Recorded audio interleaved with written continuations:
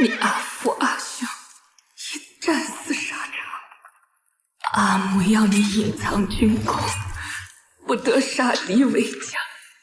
以后如上京闺女一样，觅个良婿，成婚生子，安稳一生。阿母，若女儿能活着带回阿父阿兄，便答应你嫁良婿。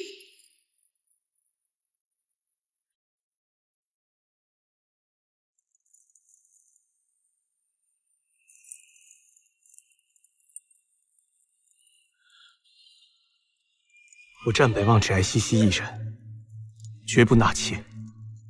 等我平安归来，定与夫人厮守一生。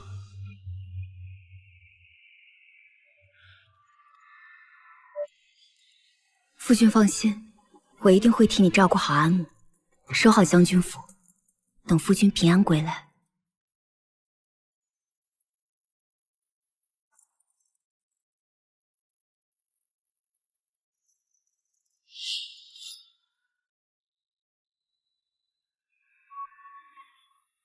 西西，我与义坊在战场上情投意合，特以军功求来赐婚。如今赐婚旨意已下，他会以平妻入门，与你无分大小。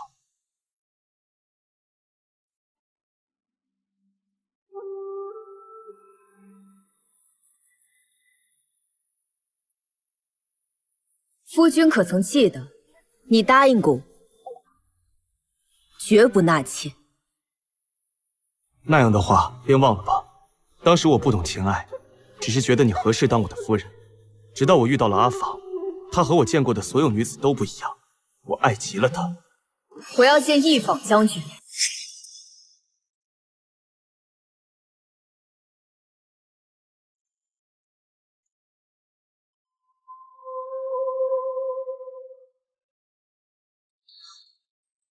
哇，他就是太后亲封的义坊将军吧？好帅啊！要是我也能这样就好了。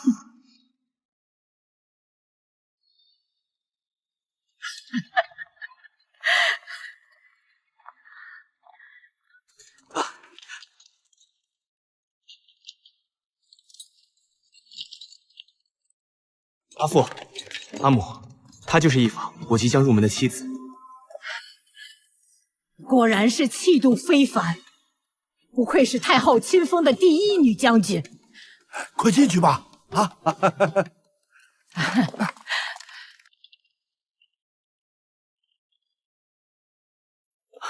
一路上你累了吗？西西，快来见过义坊，以后你们就是姐妹了，要和睦相处。哼，姑娘这一年的付出，只是为了狗。这将军府上下就是两不熟的白眼狼。宋氏，听北望说你要见我，可是有话要对我讲。太后曾说，义坊将军是天下女子的表率，就想当面问一句：义将军可甘心为妾？你这孩子，陛下赐婚怎么会为妾？义坊可是朝廷武将，哪有官员当妾的？当然是平妻，无分大小。无分大小，我朝可有这样的规矩？西西啊，你素来懂事，既加入战家，就以战家为先。义坊此战立下的功劳也北望大，往后他们夫妻一心，夫妻一心，那便与我没什么干系了。宋氏，我最看不上的就是你这般内宅里的女子，我也不屑与你们内宅里的人纠缠。你若是识相的话，便与我和平共处，否则休怪我拿军规治你。义将军，你别忘了，我也是武将之女。我父亲与我6个哥哥，3年前战死在南疆战场，我也是。那是他们，不是你。你始终是个养在闺阁里的娇贵女子，比不了阿芳。当日是你登门求娶，与我阿母承诺，今后只我一人，绝不纳妾。如今是你失信于我，别弄得好像是我阻碍了你们一样。如此说来，倒是我横在你们夫妻二人之间，我才是那个多余的人。那日我就同他说过，当时我不懂情爱，直到遇到你，我的心里只有你。这还差不多。你们怎么能这么欺负我家姑娘？伺候老夫人、打点将军府上下的，可都是我家姑娘。大胆，哪有你说话的份儿？宝珠只是替我委屈，父亲又何必生气？我和阿访没想过伤害你，你以后依旧是战夫人。以后我们两人啊，在军中的日子偏多，我们两人所生的孩儿，也可由你来抚养。如此啊，也可巩固你的地位。日后，我还要帮你们养孩儿。你若想有孩儿，我可以与你生一子或者一女，但自此之后，你我便不再同房。你呢？你也同意这样？我并非善妒爱拈酸吃醋的人，我和战哥也是为你着想。若你能有了自己的孩儿，那下半辈子也有靠了。至于你有孕之后，他还去不去你的房中，我可管不了。放心，他如果怀上，我此时便不再碰他。不用保证，我并非那般小气之人。父亲母亲也同意了。这样也好，你替他们俩抚养孩儿，他们也无后顾之忧，好去战场建功立业。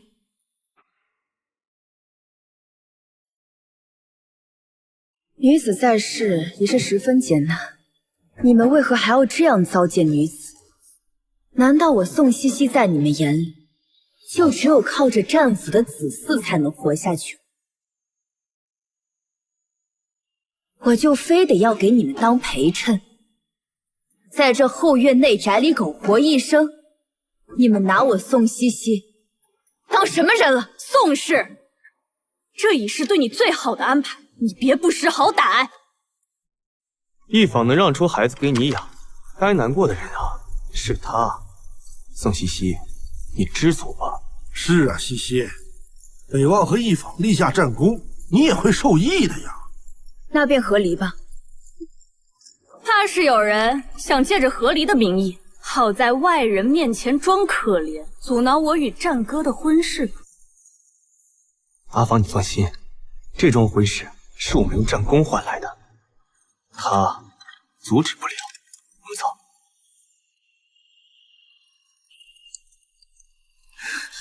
姑娘，无碍。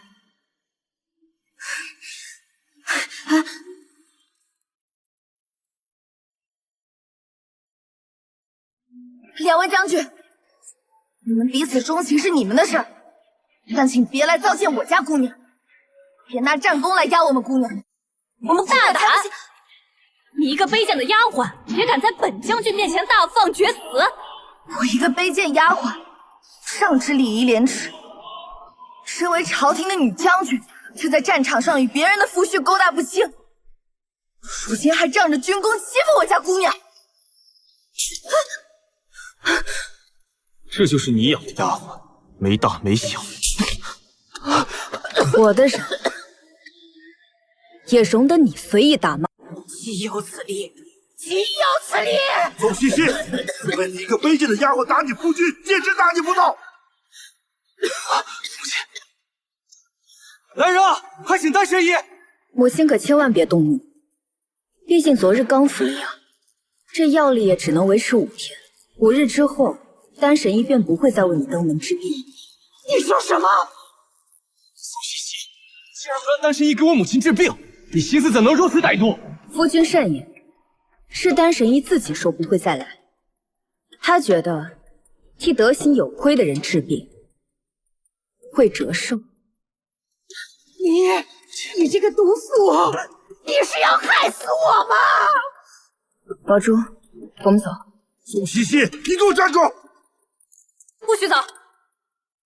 宋氏，你如此陷害婆母，就不怕外人说你不孝？不怕北望休妻吗？那便休了他，他所有的嫁妆都休想带走。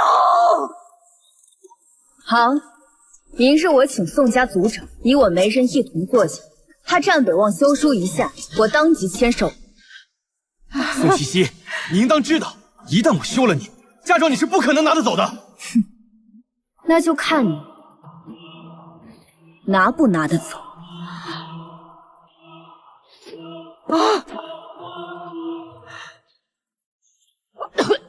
母亲，母亲，母亲，夫人，母亲，你怎么了？母亲，老夫人，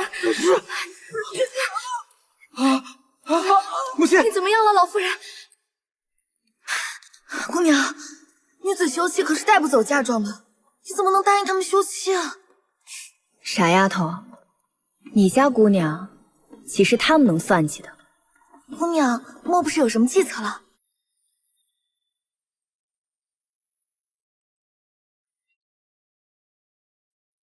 陛下，战夫人宋茜茜还在宫门外候着，一步未曾挪动。朕不能见他。一坊和战北王赐婚旨意已下，即便他是朕的旧识，朕也不可能因他而寒了战将军他们的心。毕竟他们可是有战功在身。陛下，但若论战功，一坊和战北望可比不过战夫人的父亲镇北侯啊。有理，让他进来吧。只要不是下旨撤婚，朕都能答应。陛下圣明。宣宋茜茜进殿。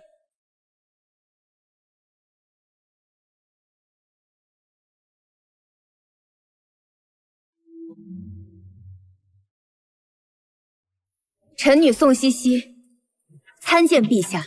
陛下，战将军和义将军以战功求了赐婚旨意，而今是我父兄的忌日，臣女也想以他们的军功求得一道圣旨。宋茜茜，朕不可能收回成命，你死了这条心吧。求陛下降旨，准许臣女与战将军和离。和离？你不是让朕收回成命，而是和离。回陛下，侯府如今仅臣女一人，臣女的父兄一生光明磊落，铁骨铮铮，臣女也不想苟活在后院中将就一生。朕知道，你也是心仪战北王，就舍得。他既舍得了臣女，臣女也便舍得了他。你且回去吧，过几日旨意会下到将军府。那陛下可是同意？到时候你自然会知道。臣女领旨。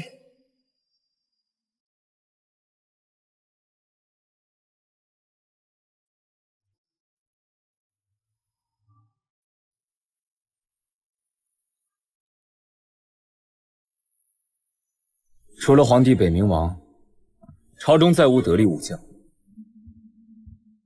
虽说战北王和义坊是以军功求得赐婚，但着实是战北王负了西西啊。传话下去，一会儿战北望他们来，朕不见。奴才遵旨。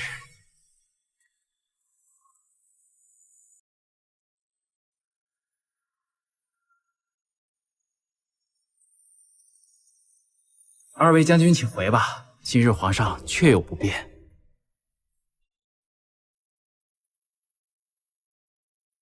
奇怪，明明是皇上宣我们进宫的，怎么又突然不见了？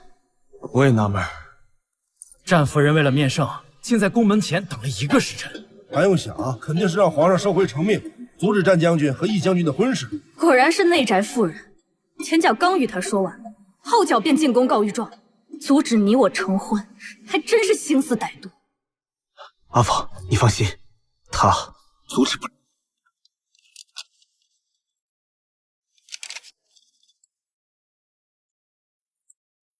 宋茜茜，你要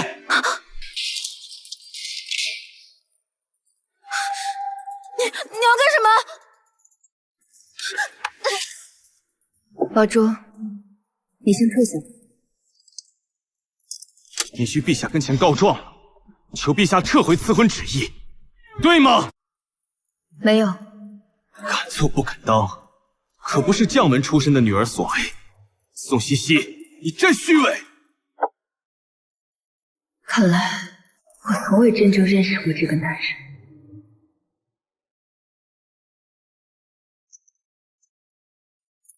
陛下并未答应你和他的婚事照旧。宋茜茜，想不到你竟如此恶毒。本来我还对明日的休妻之事心存愧疚，如今已荡然无存。活该你落得休妻的下场。宝珠，送客。将军，请离开。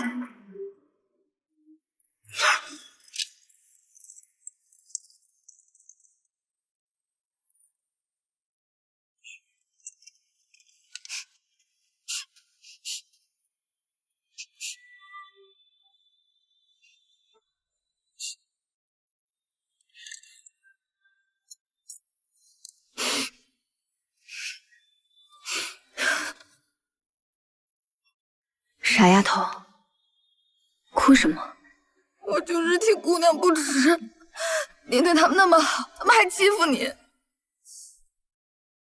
因为现在对他们来说，我远没有立过军功的一坊重要。姑娘，你在我这里最重要。好了，别哭了。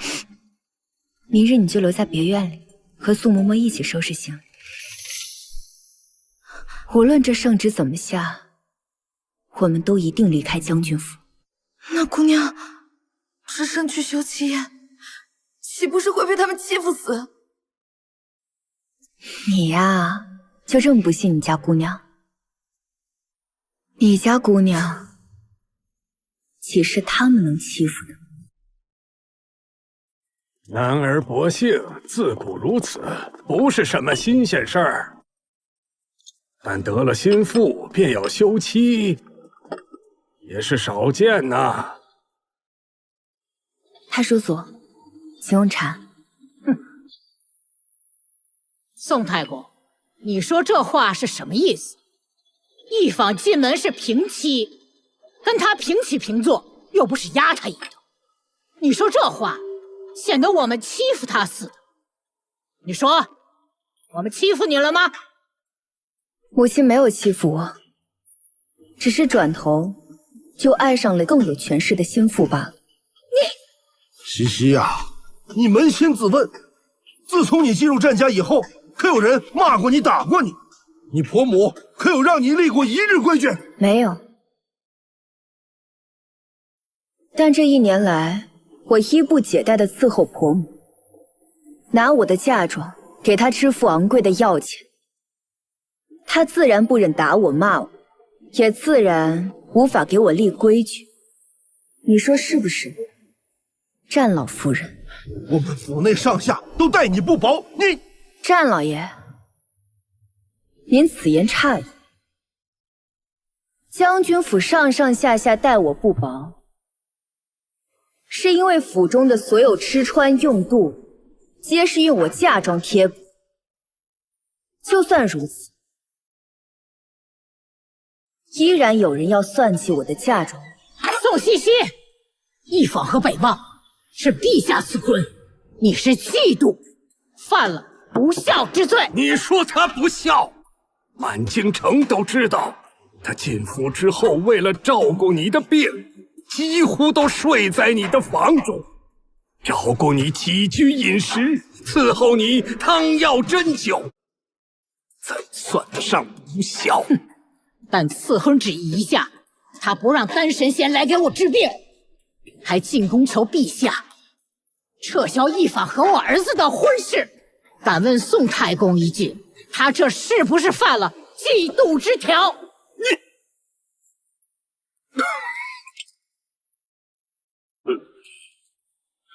休我，我同意。敢问战老夫人一句，我陪嫁过来的嫁妆，我们将军府不图你的嫁妆，但你是被休出去的，按照律例，你的嫁妆一文不给。我念你伺候我1年，嫁妆扣你70%，其余的你都带走。岂有此理！这还不叫图他的嫁妆？我看你们就是欺负他宋家无人了，就是想让那个女人当正妻，又图我西西的嫁妆，故意往西西的身上泼脏水。这要是传出去，将军府的脸还要不要了？太叔祖，您息怒。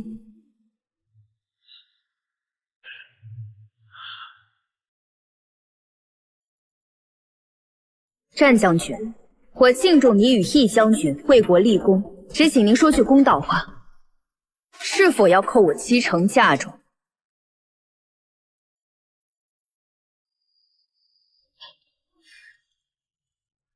战哥，你不带我逛过这将军府？阿芳，我们不要宋西西的嫁妆，可好？可以啊，我知道你品行高洁，不屑用她的嫁妆。况且，这偌大的将军府还差她那点嫁妆吗？那他这1年贴补给将军府的，我到时也一并退还。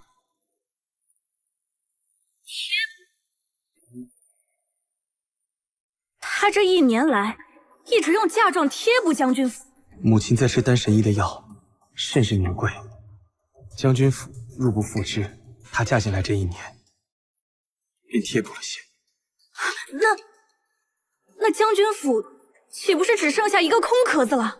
是，但不要紧，我们冒尖出头了，以后俸银也好，赏赐也好，都不会少的。若是悉数退还嫁妆，岂不是会让人觉得你理亏？你的意思是？战哥，务必要扣下他1半的嫁妆。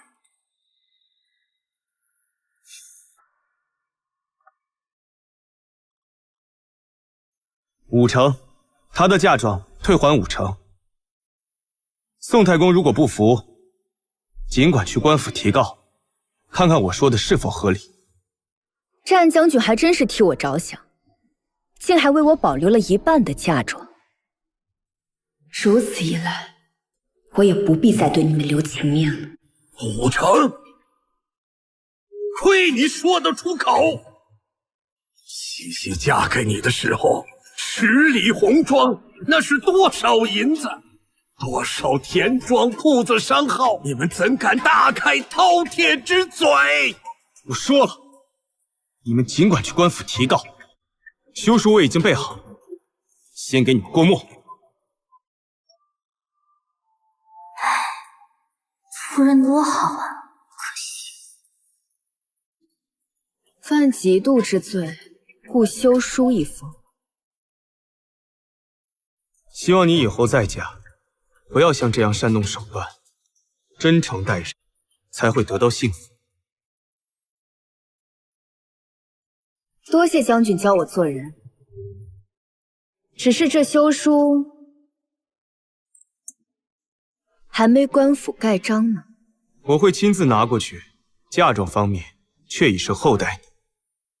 按照律法，被休出门者，嫁妆不可带走。希望你别怪我，这一切都是你咎由自取。我拿真心换回你们战家这样的回报，可不就是我咎由自取吗？宋西西，把嫁妆单子拿出来吧。北望愿意给你50%，那就按照嫁妆单子分了吧。你简直是岂有此理，欺人太甚！这就是我伺候了1年的婆母，我的孝心全被当做了驴肝肺。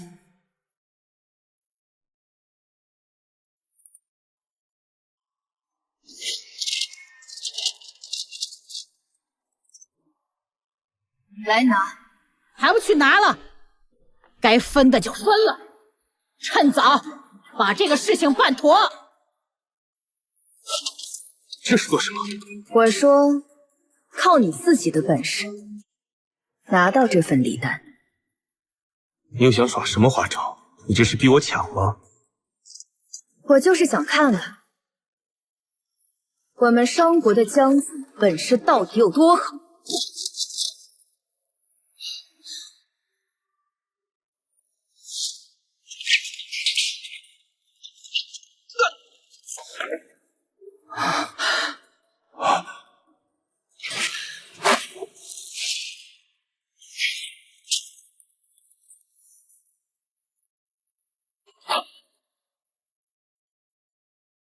不算很会，但比你强。口出狂言！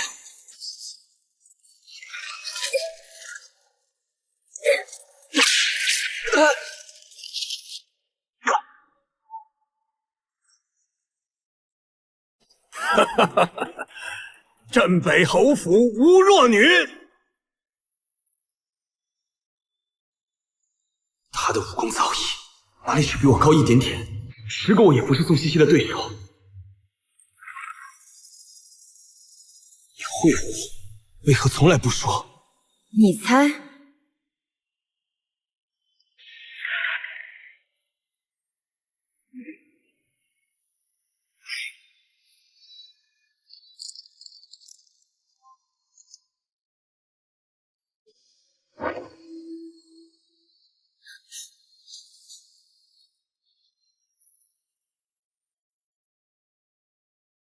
好啊！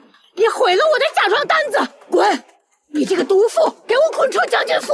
你觉得我要带走将军府的东西，有人能阻拦吗？你敢？你敢带走？我立马跑到官府提告，你是被休掉的。今天1文钱都别想带走！来人，把他给我赶出去！这些东西都是陪嫁，一个都不许带走！慢着，圣旨到！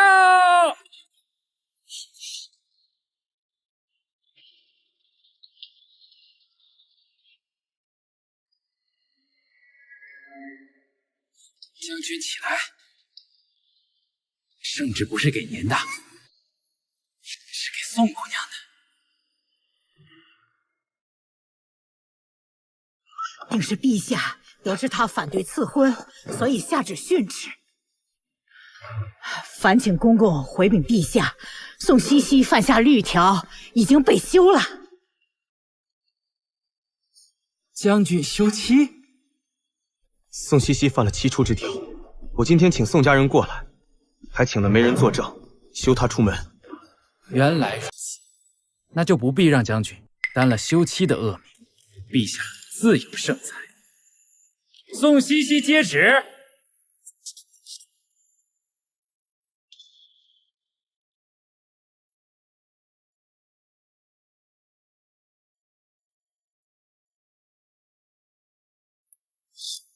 等我平安归来，定与夫人厮守一生。夫君放心，我一定会替你照顾好阿母，守好将军府。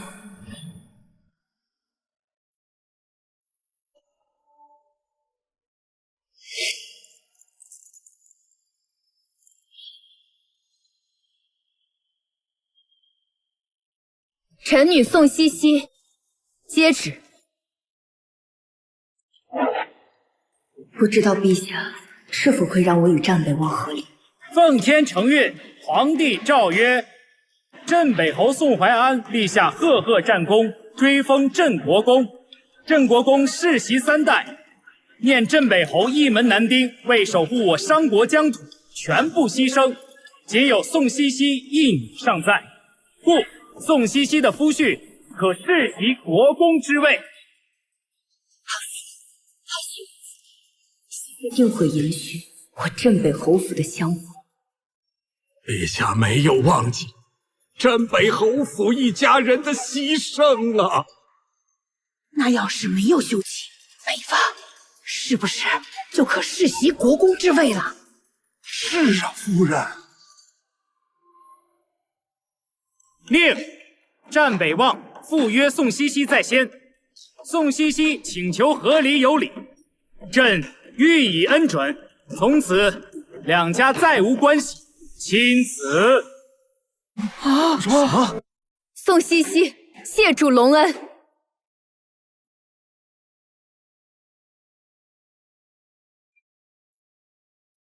终于等来了。所以那日他进宫，并不是阻挠我和一坊成婚，而是为了请旨和离。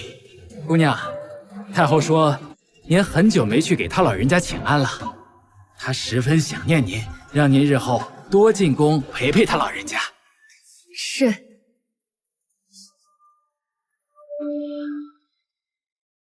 想不到宋西西还有太后这层关系，那我可不能让她就这么走了。西西呀，你怎么不早说呀？害得婆母错怪了你。母亲一直认为你是个好儿媳，这退婚一事，咱再商议商议。圣旨已下，从此以后，你我两家再无瓜葛。宋西西，自打陛下为我与一坊赐婚，你就已经想好要和离了，对吗？没错。就不明白，你是正妻，她是妾，你为什么不能接受，非要和离？妾？将军的原话可不是这样。平妻入门，无分你我。就因为这个，难道我就没有一点你值得留恋的地方吗？简直是岂有此理！明明是你薄情。太叔祖，为这样的人生气，不值得。从你赴约开始，你在我眼中便是一文不值。走吧。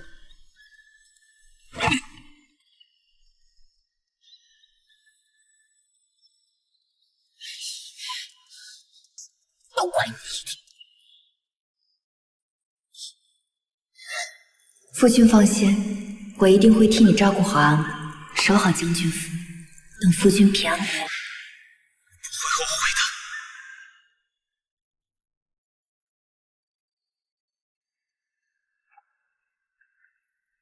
的。休了吗？可扣下了他一半的嫁妆。小心点儿，动作麻利点儿。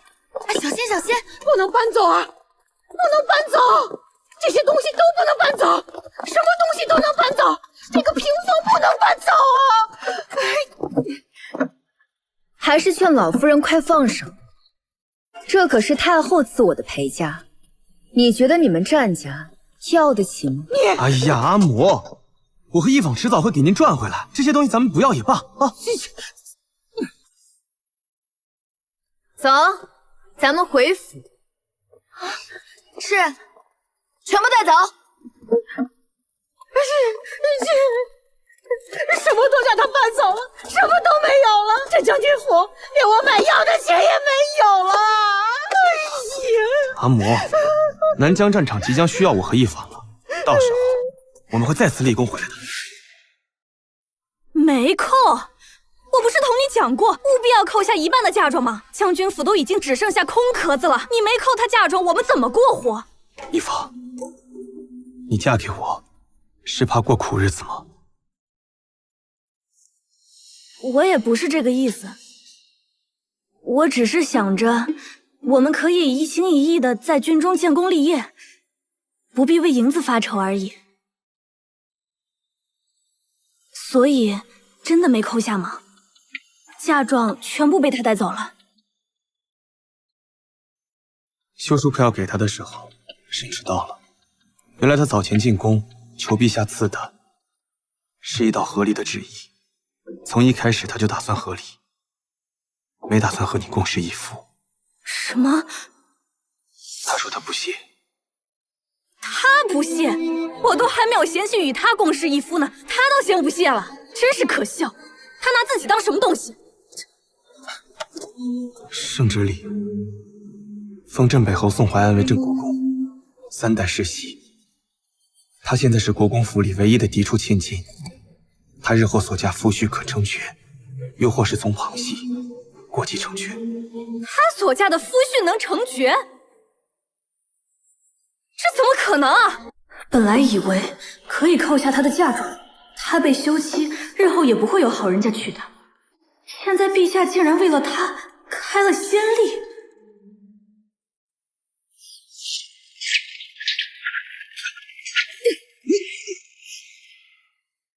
一房，宋茜茜会武。会武？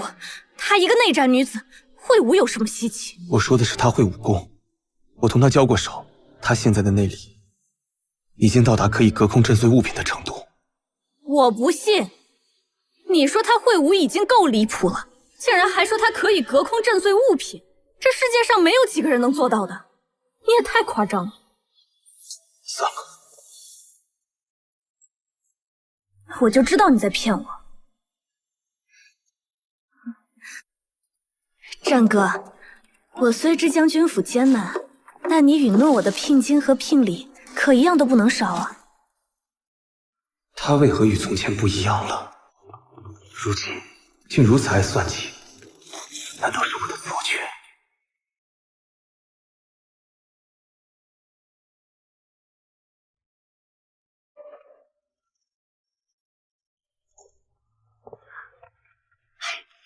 紧张啥？快过来，大小姐人很好的，来，快过来。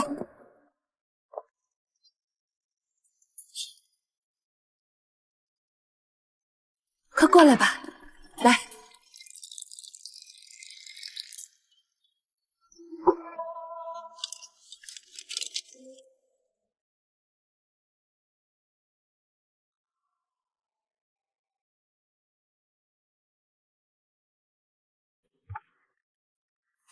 姑娘，这些都是牙行送来的，年纪有12岁到20岁的。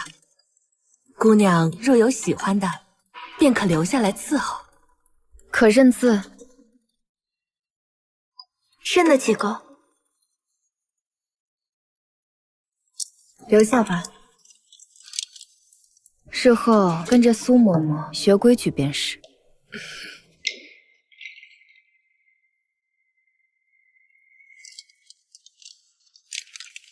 姑娘，明天就是将军府大婚，还给您递了宴帖。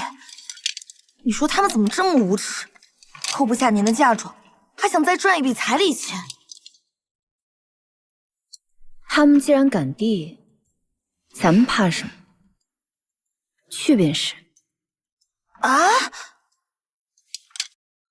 大喜日子多喝点啊！干了干了，这是高兴来！晚上姑娘，哎呀，来呀来呀！真好，海量啊！姑娘，好生奇怪。按理来说，皇上赐婚有很多达官贵人，怎么只有这些兵啊？而且新郎新娘也不在。再干一杯！二位小姐是？不行啊你！我还行啊！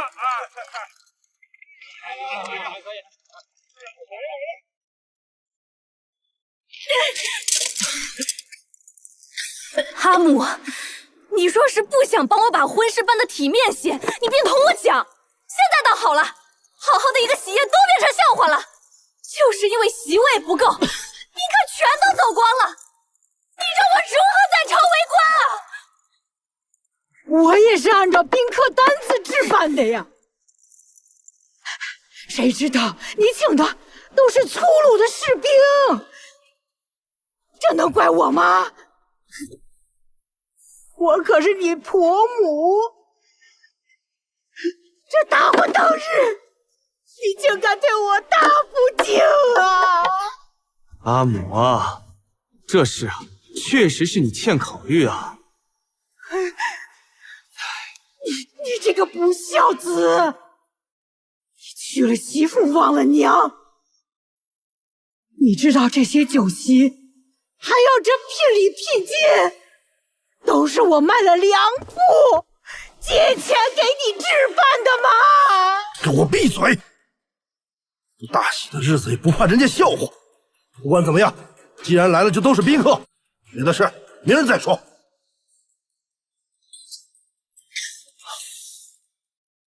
走吧。哎，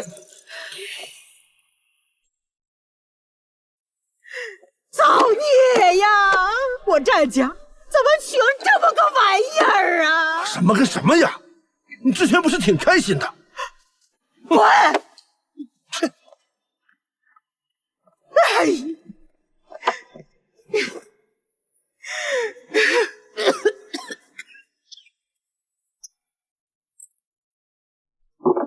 哎，没酒了，拿酒来，快点！就是啊，这还没喝痛快呢，没喝尽兴，老是没酒啊！了。这是几个意思？瞧不起咱们呀？就是，要不是当年我们跟着易将军屠了西京几个村，用西京战俘换了签约，他战北望能立功吗？刚刚还在嫌弃我们。小声点！当年咱们干的事儿，要是暴露出去，可是会掉脑袋的。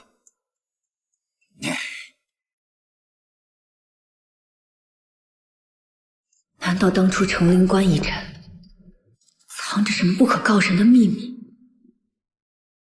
姑娘，按照你的吩咐，礼金已经交给他们了。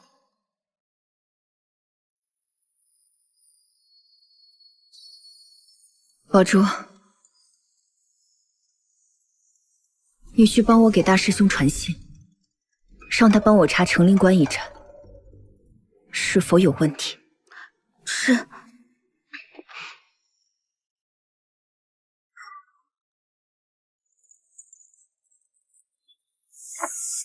哟，这不是国公府嫡小姐吗？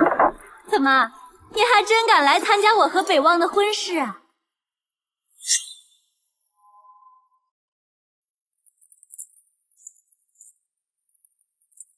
战夫人的请柬都已经送到国公府，我宋西西无愧于天地，有何不敢来的？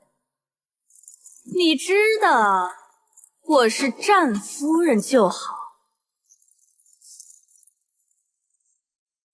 只有你上赶着当战夫人，别人都不稀罕。既然礼金已经送到，那我就祝两位永结同心，不要再出来祸害其他人。苏西西，好了，还嫌不够给我丢人吗？战将军，今日是嫌我等给你丢人了。兄弟们，我们走，别扰了高贵的战将军和一将军的兴致。走走走走，好，走，弟兄们，哎，别走！哎，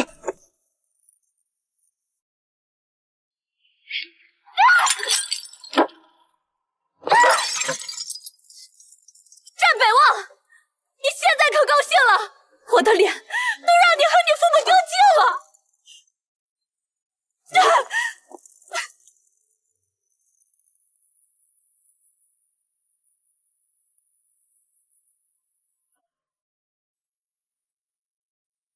这就是我用战功求娶回来的女人。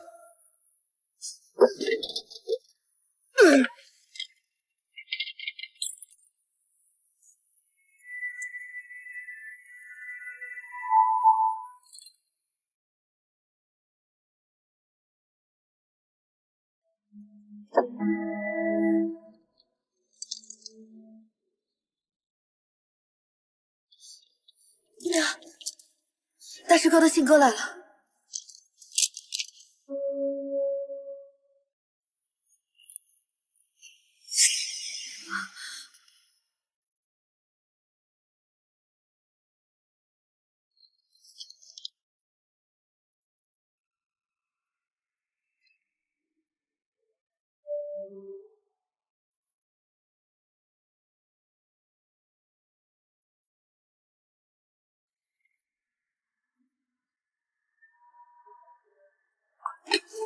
娘，怎么了？一方杀了西京几个村的人，还违背了我商国与西京不杀无辜百姓的约定。西京人以为是我祖父作为主帅下的命令，所以他们把仇全都报在了我侯府老弱病儒身上。什么？我们侯府是因为一方才被灭了门？那一方还有什么脸面出现在姑娘面前？夫人死得太冤了。成陵关一战一定有问题。主帅明明是我祖父，可指挥作战却是一坊和战北望。我一定要查清楚。姑娘，姑娘，姑娘急败了！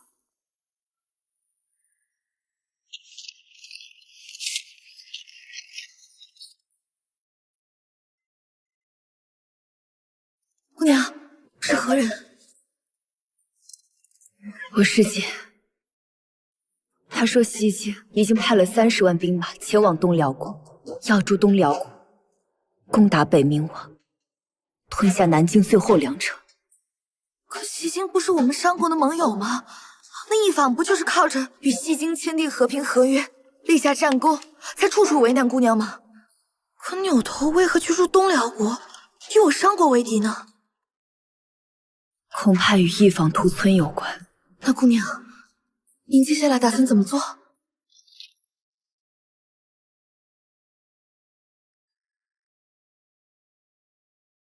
我要进宫面见皇上。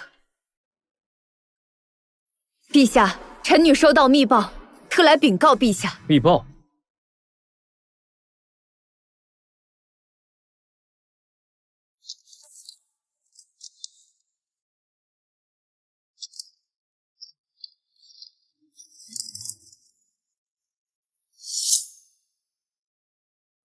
陛下，臣女师姐乃是万宗门旗下排名第1的暗探，她所言不会有假。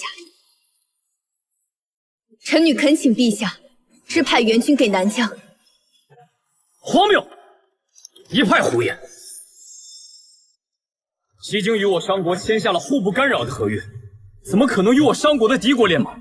臣女愿与项上人头担保，师姐所言句句属实。胡闹！如今镇国公府就剩你一个人，你要朕拿你的人头，是想让你们镇国公府满门灭绝吗？你伪造这个消息，让朕增派援兵，你是想让战北望和一坊再上南疆战场吗？战场凶险，你是不是盼着他们死在战场上？陛下，来人，送宋大姑娘回府。派人日夜轮手盯着，不许出府门半步。陛下，臣女绝对不会拿家国大事和儿女情仇牵挂，请陛下相信臣女。你父兄是顶天立地的大英雄，不要做些损害他们名声的阿杂事。朕可以给你尊荣，也可以收回。朕今日当你没来过，好自为之吧。看来我要亲自去南疆战场报信了。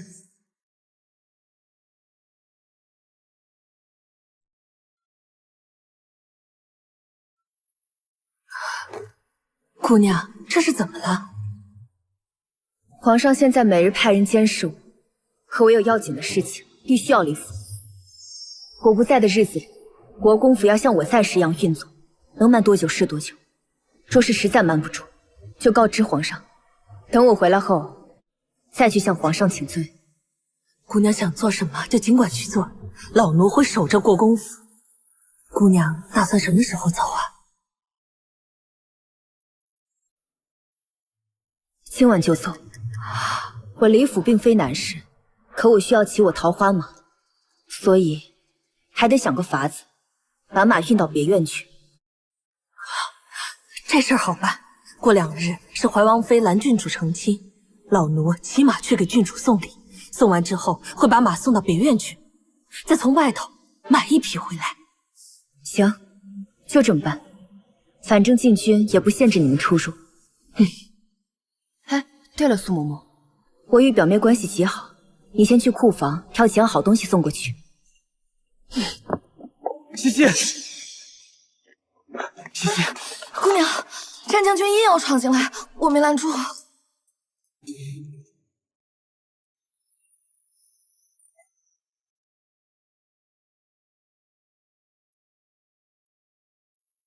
战将军，何事？西西，西西，我阿母发病了，我请不来丹神医，我也买不到药王堂的丹血丸，他们只知为难我，我实在是没办法。战将军和新夫人立下战功，是有能耐的人，没有什么解决不了的事儿吧？就算有，也不该来找我们家姑娘。丹神医最敬重忠孝之人，他老人家也只是恼怒战老夫人把事情做得太绝。若是战将军或易将军去药王堂跪上一两时，说不定就能打动他老人家。什么？跪？好，多谢。战将军，接下来的这几个月，不要在佛堂诵经，为我国公府的冤魂超度。届时，还望将军府的人莫要再来。知道了。姑娘，都办妥了。宋怀安之女宋茜茜，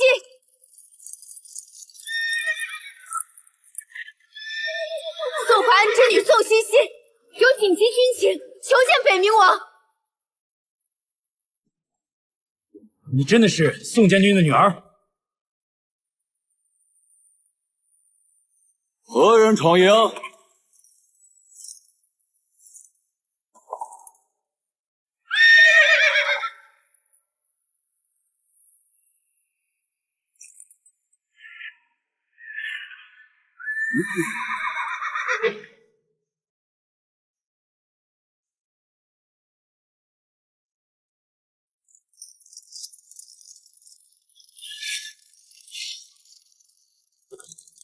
何人闯营？我乃宋怀安之女宋茜茜，我有重要军情要禀报北冥王。宋怀安之女宋茜茜，正是。她就是连受了南疆23城的北冥王谢如梦。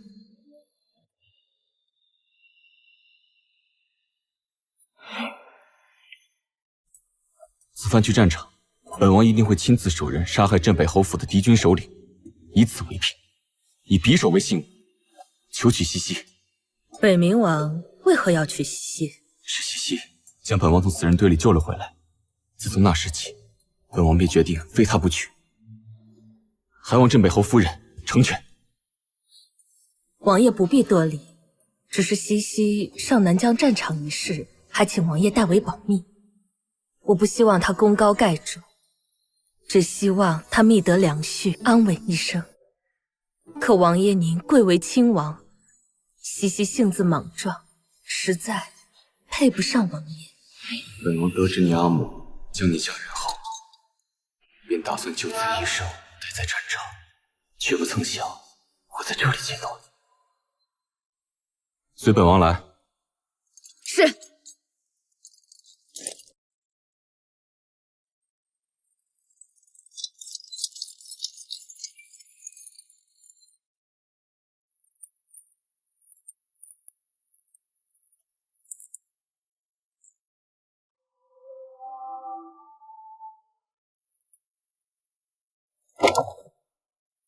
说吧，什么重要军情？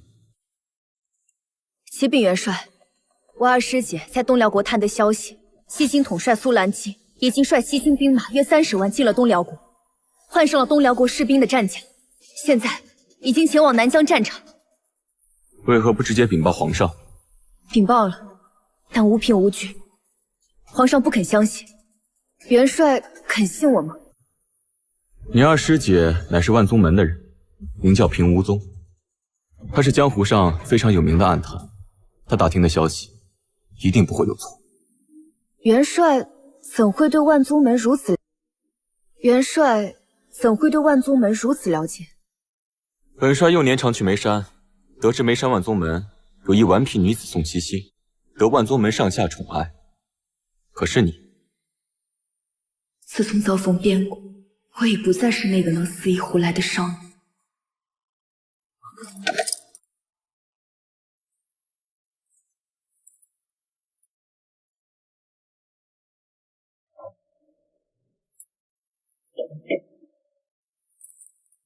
可是日夜兼程赶到的，用了几日赶到？无事，我还好，就是我的桃花马怕是累坏了。回马备战。是。元帅，你不先想对策，或是派人火速传信回京，让皇上增派援兵？放心吧，援军没那么快到。要想扛过首战，就必须先要募兵，还要筹集粮草。你亲自前来南疆报信，这做法是对的。这样，本帅才有足够的时间想应对之策。你下去休息2天，之后再回京城去吧。不用，我已经传信给我万宗门的朋友，我们要一起参军。参军？为我侯府灭门，寻个真相。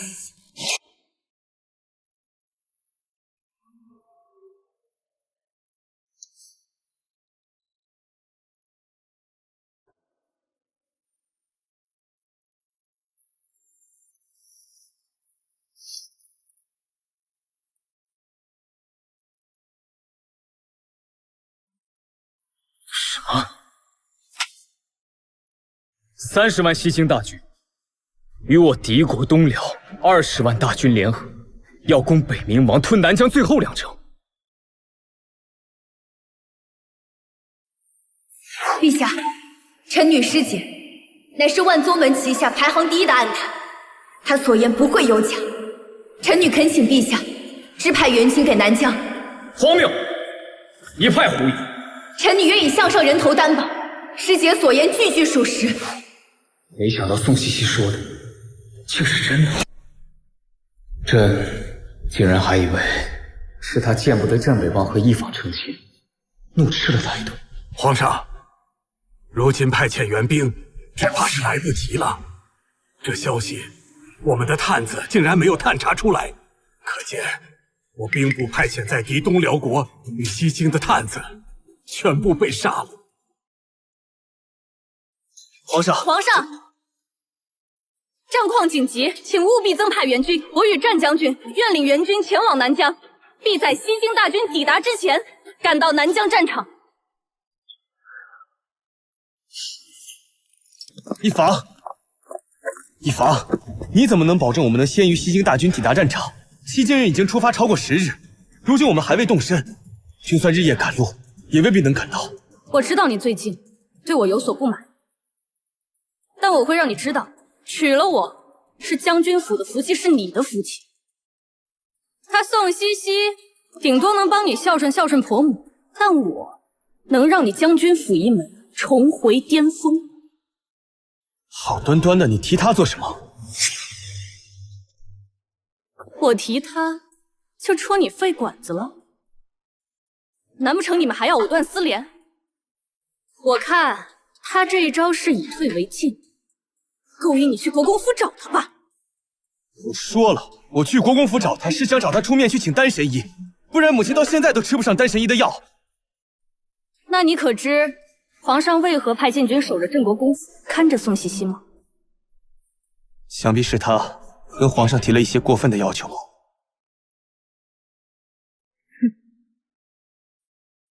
我倒要看看，等我们从南疆战场凯旋归来，他是否还会端着他世家贵女清贵的模样，而不露出心底的嫉妒。张国杰，茜茜，你杀了几个人？数到30个就没数。哎，馒头，你杀了几个人？我杀了50个。万子你呢？我杀了63个。可以啊。哎，棍儿，你呢？我呀，我杀80个。呵，茜茜，哎，干净水来了，过来洗把脸。来了。哎，你小子欠揍啊！不是，我们水呢？我这就给你换。宋茜茜，元帅，元帅，你用桃花枪刺敌封侯300多人，不算上封侯的也有100人，真的是第一次上战场吗？我答应过安，要隐藏自己上南疆战场的事。是。既然你不愿意承认，那本王就帮你报出秘密。好，宋茜茜听风。属下在。本帅封你为千户所，领兵1000。从今往后，这1000士兵任由你来调配。谢元帅。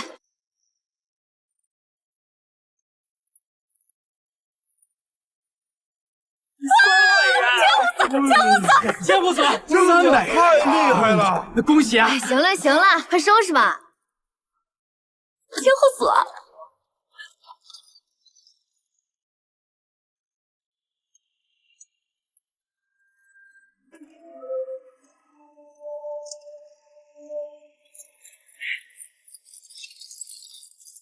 搞定了。好样的！回营，走。好啊！将门无若女，传朕旨意，宋西西攻下粮仓，又立善功，封为五品出售武德将军。一旦助北冥王拿下西蒙，收复南疆，升正4品名为将军。是。皇上不再怪罪宋姑娘私逃出府，报信了吧？这次多亏宋西西前去报信，才能让皇帝早些做准备。等他回来，朕会重赏。反倒是这援军，至今还未赶到，距离一坊将军承诺的期限已过2个月。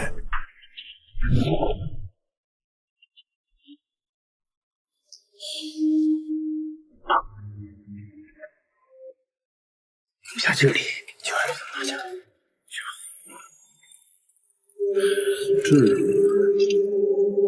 末将战北望，拜见元帅。末将一访，拜见元帅。这战北望行军速度实在是太慢了。罢了，他立了大功，这面子还是要给的。你们终于来了。路遇山洪爆发，末将来迟，请元帅恕罪。天公不作美，与战将军、义将军无关。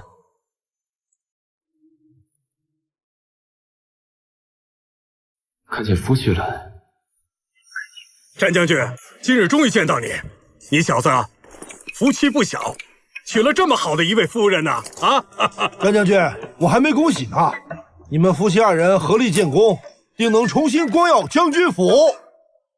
战将军，您夫人骁勇善战，勇猛过人，着实令我等惭愧无比呀！我娶一坊的事，这里的人也都知道了。可他们是宋西西父亲的旧仆，怎么反而恭喜我娶得一坊为妻？多谢3位将军。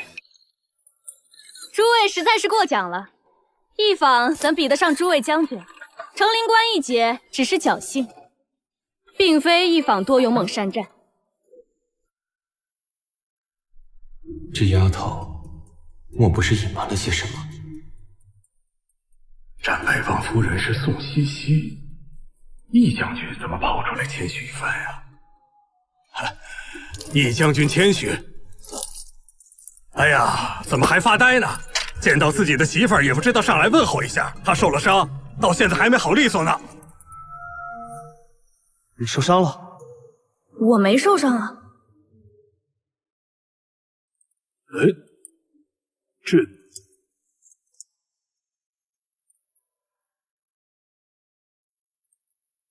战将军、义将军，终于等到你们的援兵来了，真好。宋西西，你怎么会在这里？所以他们刚刚恭维的战夫人是宋西西，而不是我。原来宋姑娘也来了南疆战场，只是宋姑娘怎么不同大家解释一下，你与北望已经和离了呢？害得大家误会一场。和离？为什么要和离？回禀元帅，成灵关大捷之后，圣上便将我赐给战将军为平妻，只是宋姑娘容不下我，便请旨和离了。明明是你们2人以战功求得皇上赐婚，我求一纸和离的，无非是成全你们罢了。什么狗屁！立下战功不惠及妻子家人，却用来求娶另外的女人。战北望，你这是薄情寡性，不经汉！望宋夫人如此看好你，西西许配给你，你却不知珍惜，你惹得宋夫人多伤心呐！这是我们的私事，你凭什么打人啊？哼，他让宋夫人伤心难过，本将就打他。若有不服，打回来啊！别他娘像个废物似的，躲在女人的身后，让女人给你出头。宋夫人已经死了，除了宋西西，宋家其他人也全都死了。怎么，连这他都没跟你们说啊？什么？宋西西，你到底为什么来这个战场？难道是想让你父亲的旧部替你出头吗？怎么回事？1年前，西西前夫在京城的探子全部出动，我辅助，除了随我嫁到将军府的人之外，全部死了。宋西西，你就是一个只会算计的内宅妇人，从未领兵打仗。如今你不仅来了战场，还隐瞒了自己的和离之事，你到底想干什么？够了！你们2人带了多少兵马？如数报来。回禀元帅，末将带来10万禁军，1万神火营将士，1万5玄甲军。好，宋将军，这1万5玄甲军归你统管，神火营归方将军统领。今晚安置在城外营地，明日起各自练兵。是。宋将军，你是说他宋西西，他凭什么是将军啊？战将军，若是不想你夫人丢尽脸面，还是趁早把她带走吧。哼，宋西西，我看丢尽脸面的是你吧？你有什么资格统领今日的玄甲军啊？宋将军参与5场战役，斩杀敌人无数。破城之时，也是宋将军潜入城内，打开了城门，且带着3000兵马前后对战，东辽西京联军近3万人，艰苦守住了粮仓。他的功劳早已启奏圣上，正五品出售武德将军，乃圣上亲封，有兵部送来文书作证，你凭什么质疑？正五品出售武德将军，他竟然如此厉害！想必是诸位将军捧他上位吧？杀敌无数，我不信。想当初易将军豪言壮语，有心怀天下之心，如今看来，倒不如一个内宅妇人，系纠缠不休。退下！玄甲军是由末将带来南疆的，凭什么由他宋西西统领？我不服！你说你不服？对，末将不服。一路风霜雪雨的赶路过来，最后却是给他人做嫁衣，我怎么会死？本帅这里没有不服从的将士，你从哪里来，回哪里去。元帅，我们听从安排，援兵至南疆，便是听从元帅调配的。我们夫妇2人也是任由元帅调派。你们自然任由本帅调配，难不成还想凌驾本帅之上？不敢。元帅也太小瞧我们夫妇2人了吧？成灵关，我们可是立了大功的。这里谁没有立过大功？元帅息怒，一法他不过是意气用事，无意冒犯元帅。不能接受军令，就立刻离开南疆。本帅需要的是绝对服从的将领。走，走。西西啊，这么大的事儿，你咋不跟你方叔说呀？啊，你自己咋扛的呀？元帅和6位少将军没了，我心里难受啊。现在夫人、少夫人还小公子都没了，你一个人咋扛啊？快起来！诸位将军先出去吧，本帅有话与宋将军说。是。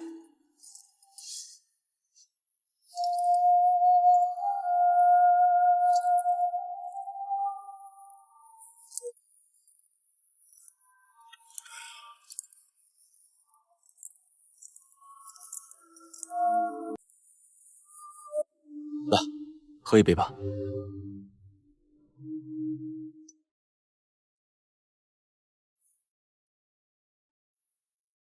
本以为腐朽牺牲已经是你最大的悲剧，没想到满门被动，腐朽还会被誓言领取。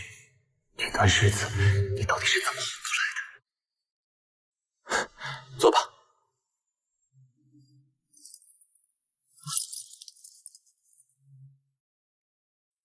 冷静点没？跟我说说。元帅还想知道什么？一切。为何忽然成亲？成亲之后发生的所有事情，几经探子屠杀和父满门，前前后后的事。当初我阿母把我嫁给战北望，就是希望我能有个归宿，过上平淡的日子。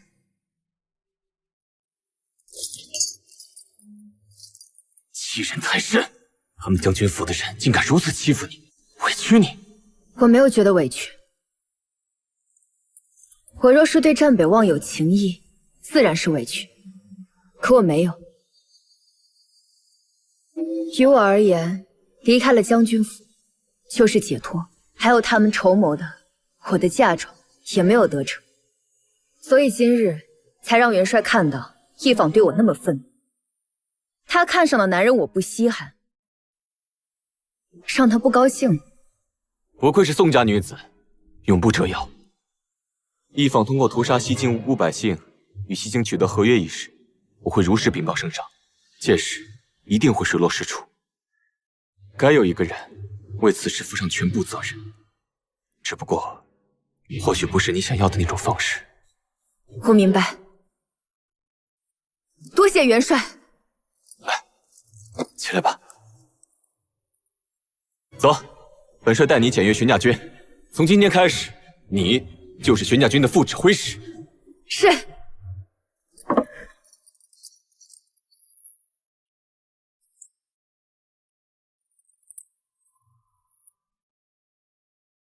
弟兄们，从今日开始，宋将军就是你们的副指挥使。今后在南疆战场上，你们都听从他的调配。他让你们冲锋杀敌，你们就上，任何人不得违抗军令。是。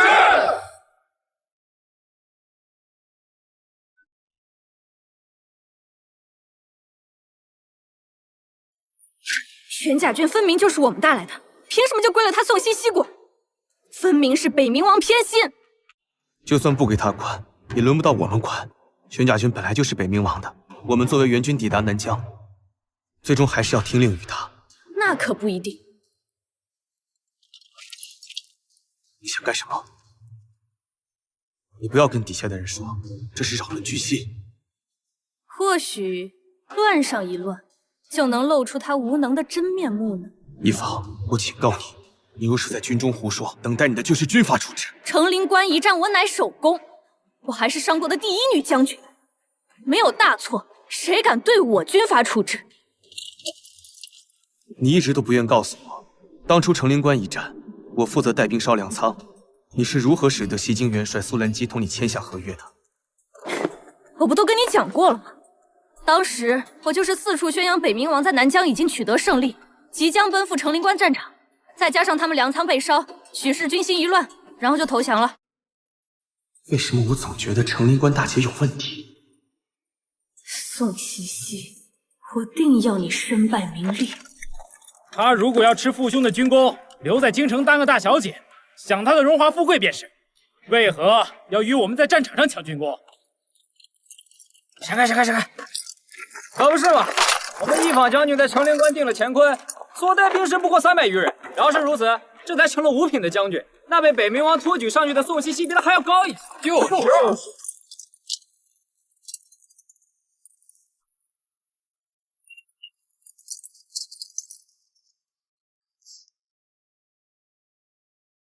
我说近几日大家不操练，也不听我指挥，原来是不服我。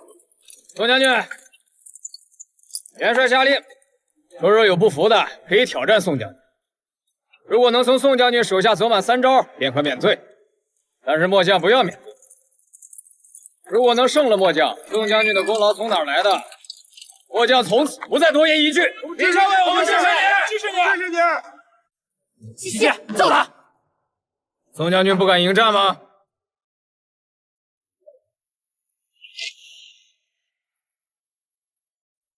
只要打赢你，没错。若能胜了末将，末将便誓死追随，绝不食言。对，我们支持你，让他吃复兴的军功，踩着我们士兵上位。何其艰难！他一介女流，居然用虚假的军功糊弄我们玄甲军，我们都不服。小伟，你说什么呢？你干嘛？把嘴闭上！啊！怎么了？把嘴闭上！宋将军听到了吗？既然陛校尉诚信邀约，我也就不推辞，请吧。小尉闭上！闭上！闭上！闭上！闭上！看样子是有人要挑战宋西西。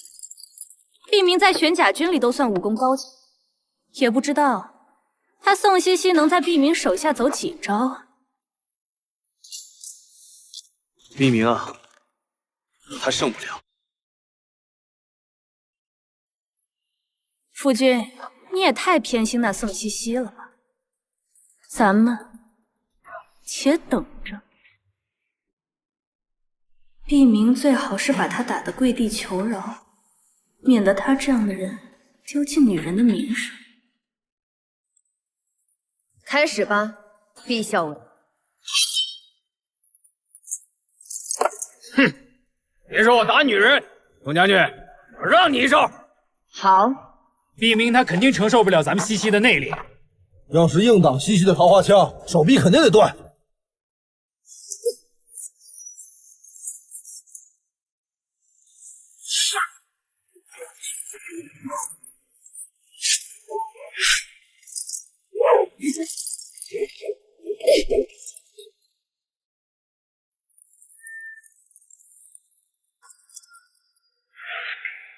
想不到他这看似棉花一般软弱无力的出手，竟是藏着乾坤的凶手。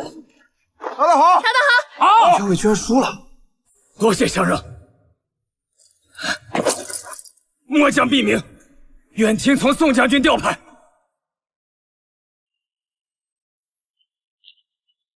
就这样，这也太敷衍了。这毕明是北冥王安排的吧？站在那里不躲不闪，被他刺了一下就算胜了，还是一招制胜。这玄甲军呀，都听北冥王的，北冥王要他们臣服谁，他们便臣服谁，那又何必做这样一场戏，拿将士们都当猴耍呢？难不成宋西西就只会那几招，没别的本事了？我去挑战他。也许宋西西统领的是玄甲军，又不是其他的兵。再说你要是打赢了，这北冥王和玄甲军面子上挂不住。大战当前，我们不能挑起内战，让军心不稳。那又如何？这军心又不是我扰的，是他宋西西与北冥王私相授受。你还想不想要立军功了？此战的元帅是北冥王，此战最后如何是他上奏的。若得罪了他，你想过后果吗？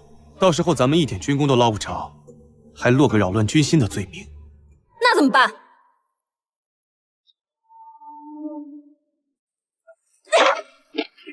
那宋西西就是仗着出身好，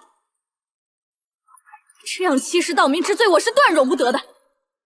等到了上战场那日，他若是不上，我也是要逼着他上的。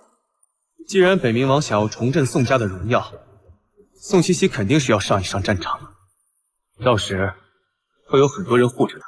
上了战场，生死难料。若是那15000玄甲军都只护他宋西西一人，或是为他一人积累军功，那等日后回到朝廷，我必要报奏圣上，好让满朝文武都知道，他宋西西是如何败坏宋淮安大将军的威名的。哎呀，这有些人呢，面子功夫好歹做足些啊。宋家军的威名都被你丢尽了。我宋家军的威名跟你有何关系？你还在这装什么清高呢？我都已经看见了，把玄甲军交由你统领，不过是北冥王一句话的事，何必还要避名出来陪你做一场戏呀？你以为这样，其他士兵就能心服口服吗？真是把所有人都当瞎子。你说的没错，不是所有人都是瞎子，有些事情骗得了一时，骗不了一世。你什么意思？没什么意思。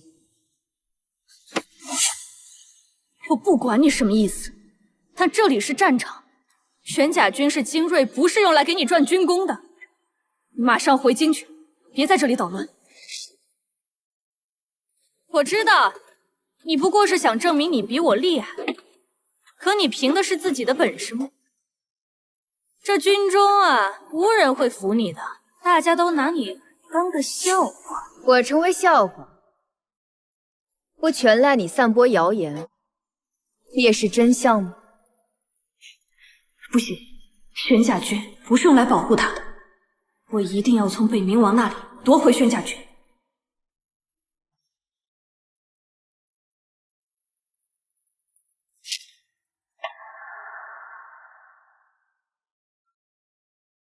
末将一访，求见元帅。进来。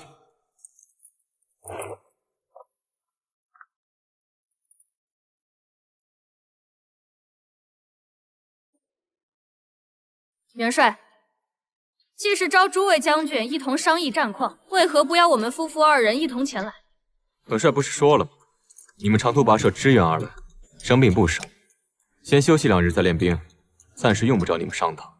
我们是奉旨前来增援的，这一路虽有艰难，但休息1日便可恢复元气，今日便可练兵。只是元帅，末将有一事不明，特来请教。你说。玄甲军是精锐，理当作为先锋破阵之兵，为何元帅却把他们拨给了宋将军统领？有什么问题？用最精锐的兵去保护一位上战场揽军功的女人，末将认为元帅实属不智。什么保护？元帅还真是念旧啊！玄甲军若能破城，那功劳便是他宋西西的，这跟白把军功送给他有什么区别？你怎么说话的？他率领的玄甲军若能破城，这功劳便是他拼出来的，怎么是送的？莫非易将军打仗只需自己一人冲锋陷阵，士兵都躲在后头？那方将军的意思是说，宋将军也会上战场，而不是躲在后方拿个指挥之权？荒谬！既有先头部队，自然有领兵的将军，哪里有将军躲在后方拿个指挥之权的说法？他领兵，让一个从未上过战场的女人领兵打仗，我看怕不是诸位将军领着他和玄甲军去攻城吧？怎么就没上过战场？之前那几仗，他不都是一路打过来的吗？之前那几仗是怎么回事？元帅和诸位将军心里头明白。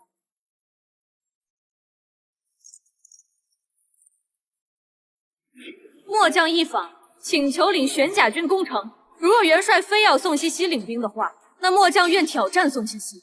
玄甲军是由末将带来南疆的，末将不能眼睁睁看着他们跟着一个完全不懂得领兵打仗的将领无故葬送了性命。易将军，你怎么能这样说话？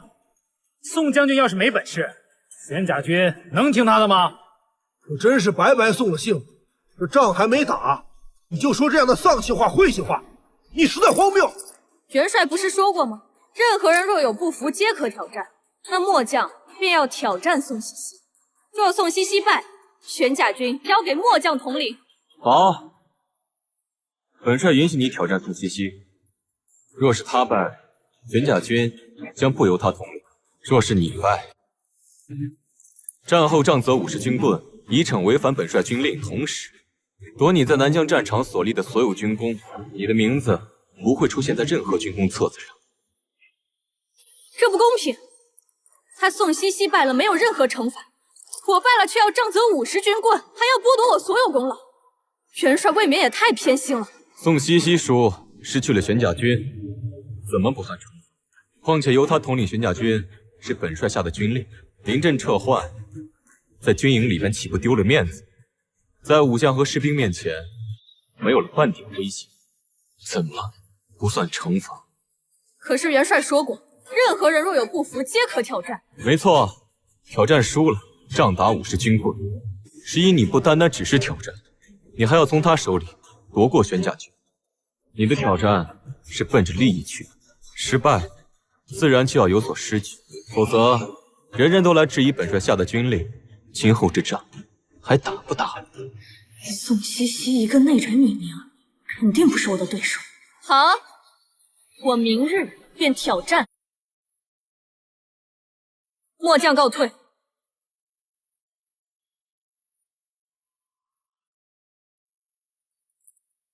元帅，玄甲军已经交给宋将军统领，为何要准许易将军的请求呢？如今援军里面闹事的人虽然没了，但依旧私下议论纷纷，说宋将军德不配位。如果宋将军输了，宋将军不会输。既然援军里依然有对宋将军不满的人，再者，有人想要自取其辱，要犯楚，那就成全他，谁都不要阻碍他。哎，阿房，怎么赌得如此之大？宋茜茜武功不低，哪怕只是几招也足够胜你。我亲自见过她的武功，一房，千万不要意气用事。战哥，我并非意气用事。今日我所争夺的，不单单是领兵之将，还有玄甲军日后的统领权。南疆之战之后，国内将几年无战事，你我若无官职，可如何是好？可是我们这战士立功，一旦输了，功劳全无，还要被罚军棍。一旦在军中被杖责，便再无武将之威，以后还如何领职？输给他，你也太小瞧我了。哎，凡事都有个万一，你一旦输了，便什么都没有。你甘心只留在内宅当个娘子吗？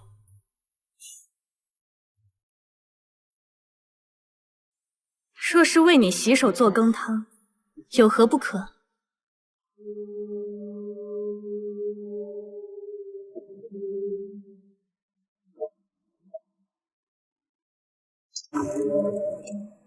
但我必定是不会输的。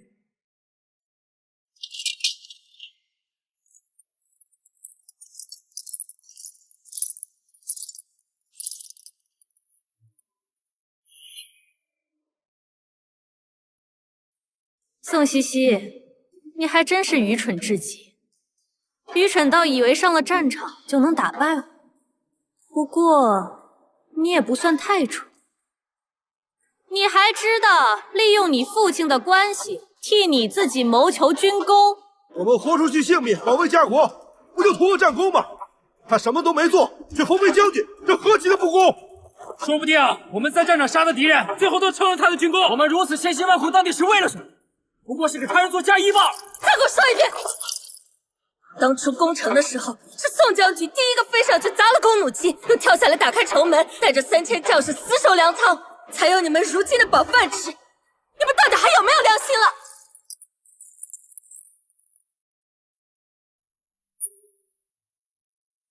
若不是你，我侯府满门就不会死。宋茜茜，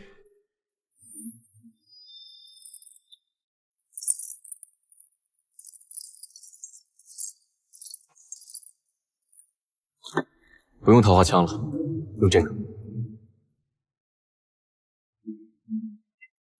是。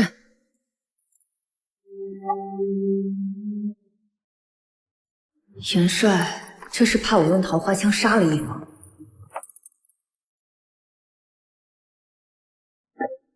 用木棍？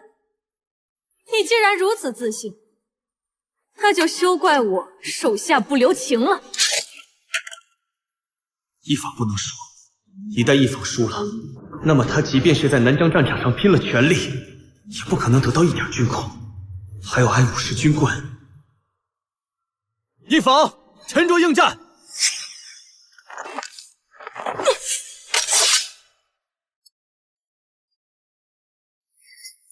开始。易将军，大家打个平等交流，千万不要手下留情。易将军威武！易将军威武！易将军威武！易将军威武！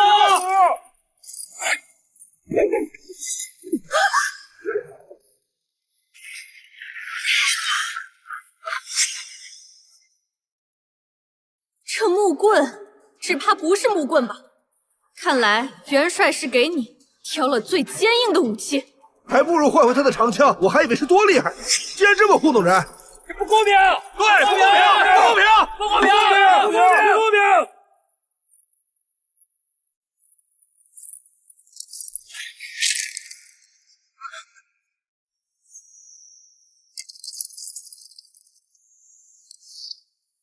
还真是木头棍子，你看。这是什么功夫？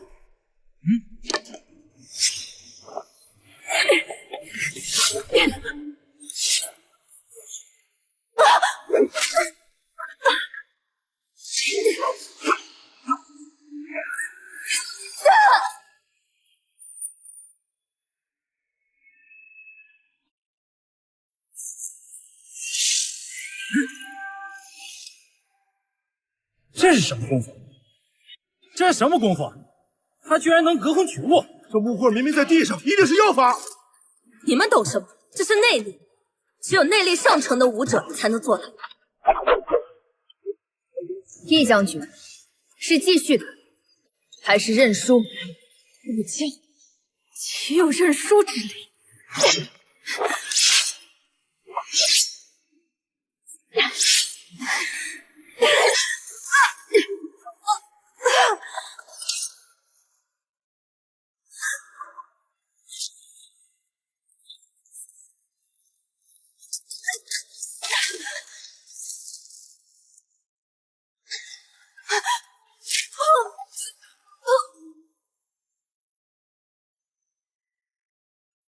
萧西西，你怎么会有如此厉害的武功？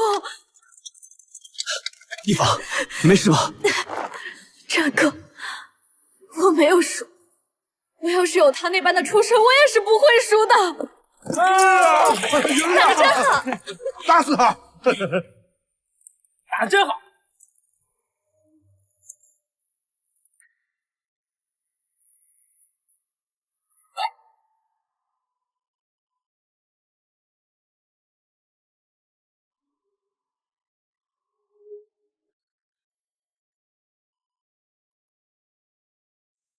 一方本质清简，我竟因为他蒙蔽了双眼，忘记了西西的好。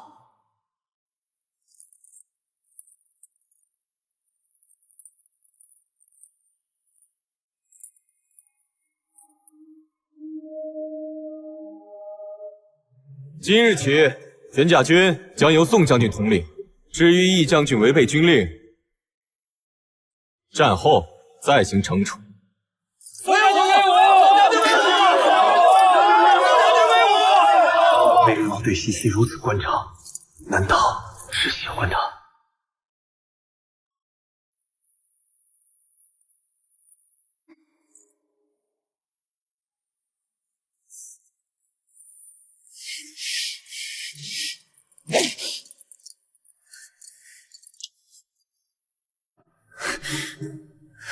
想杀了他。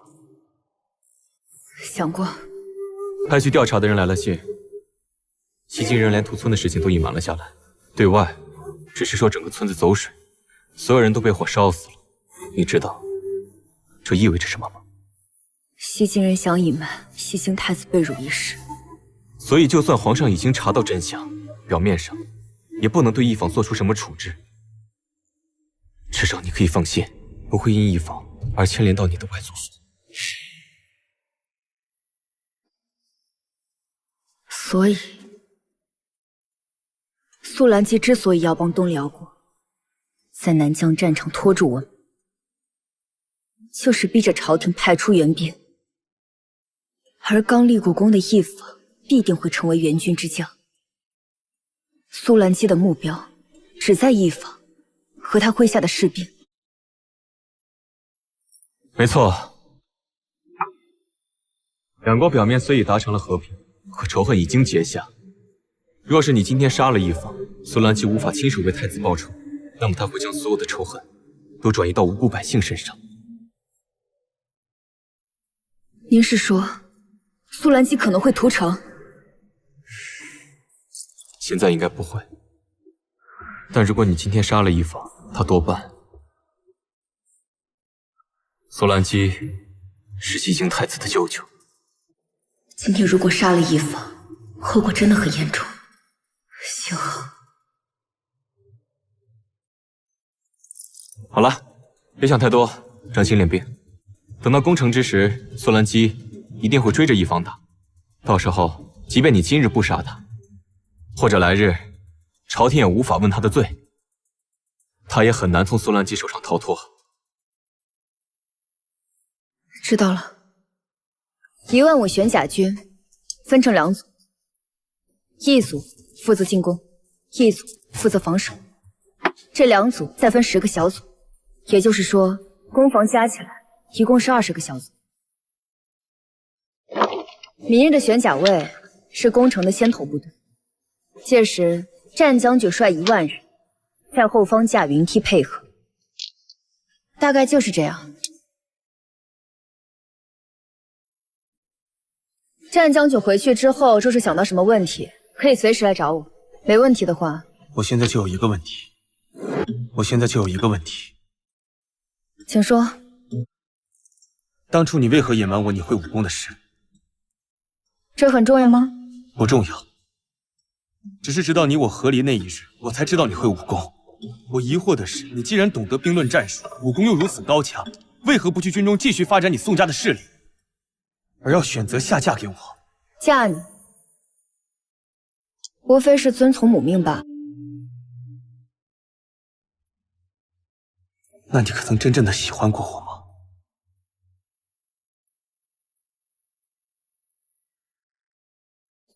战北望，你从来就没有摆正过自己的位置。做我夫君的时候没摆正，做一坊的夫君，依然也没有摆正自己的位置。所以，其实你根本没有喜欢过我，你只是奉母命嫁给我而已。明明是你无情在先，却让人觉得是我辜负了你。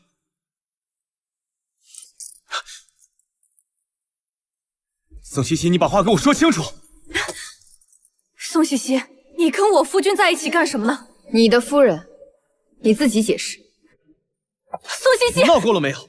明日攻城，我只是与他商议。你不许吼我！终究后悔的那个人是我，是我错过了这般美好的嬉戏。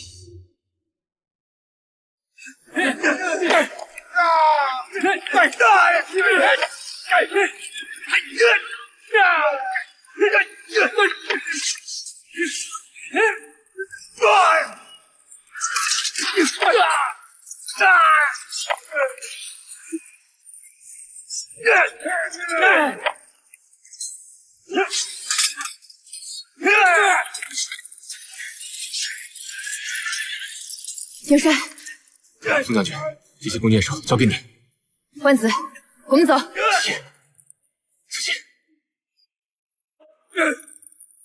接着放！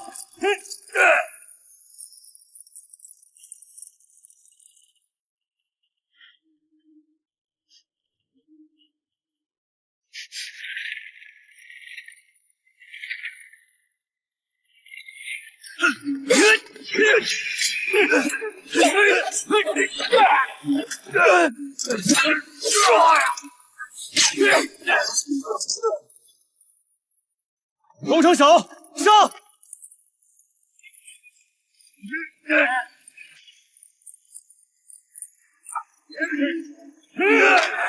战哥，谁让你来的？元帅不是让你和方敬林在后方守着吗？我说过不助你立功，这破城乃首功，我不能让宋茜茜他们几个把功劳全占了吧？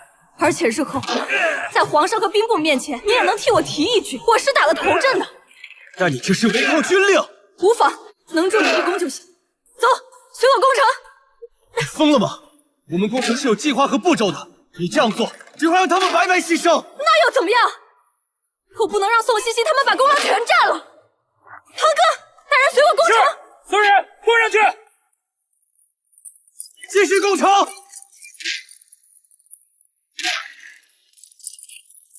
给我冲上去！快上！上！全都给我上！让你的人都下来！我们攻守是经过演练的，你们没有参与演练，会打乱我们的计划。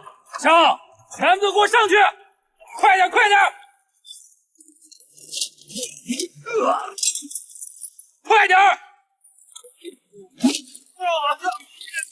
怎么回事？快阻止他们！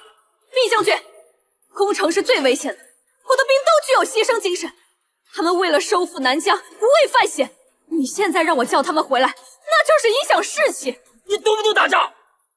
非全甲军威的全部下来！都给我冲上去！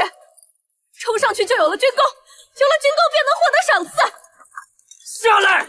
全甲军的给我上去！把非三角军的都撤下来！你要干什么？我在救你的命！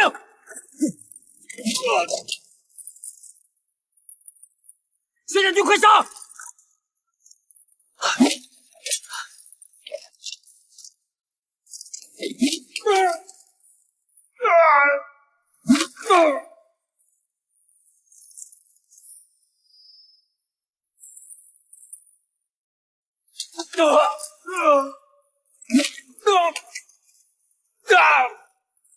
疯了！你害死他们了！我也都是为了帮你啊！而且他们既然上了战场，那就做好了牺牲的准备。他们就算死了，朝廷也会抚恤他们的家人。我有什么错？他们用不着牺牲。全甲军主力攻城，我们辅助。你就算跟着我，你也可以让他们去装石头，而不是让他们去送死。哭，就知道哭，滚一边哭去！战哥，你会后悔的。我一定要抢走宋西西的功劳。去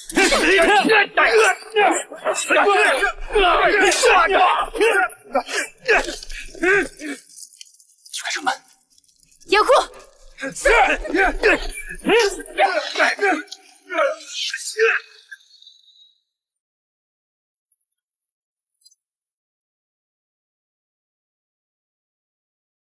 冲！是。给我冲！堂哥，给我冲！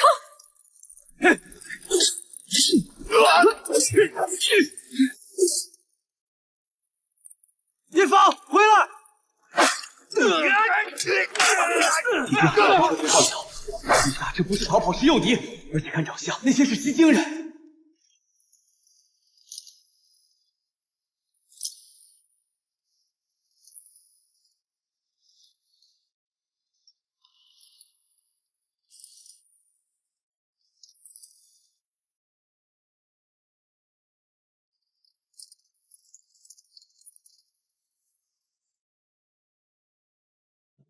目标出现，所有人给我抓一坊活口！是。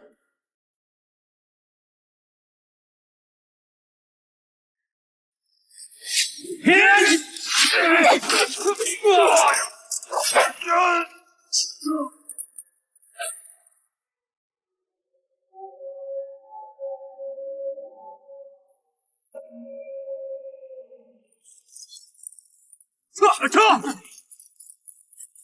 肯定有问题，给我追！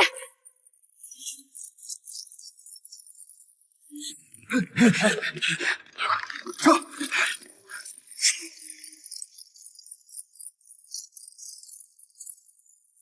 鱼儿上钩，传令下去，西京全军撤出南疆。是。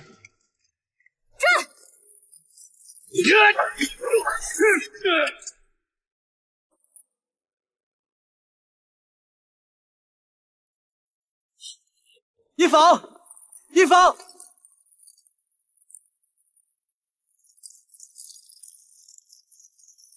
元帅，元帅，是否要追过去，防止他们屠杀平民？苏兰奇不会，但是维克多，这样，宋将军，你带着宣甲军一路杀出去。是，走。弟兄们，上！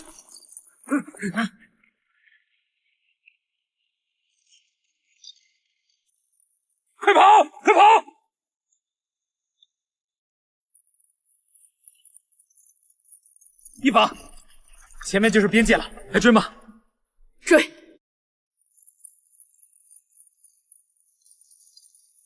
给我追！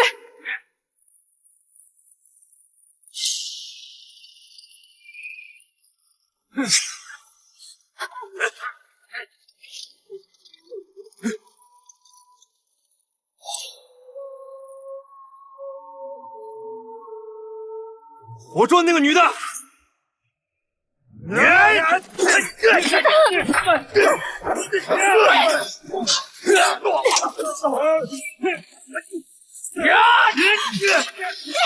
不要！你说过祸福与共，但是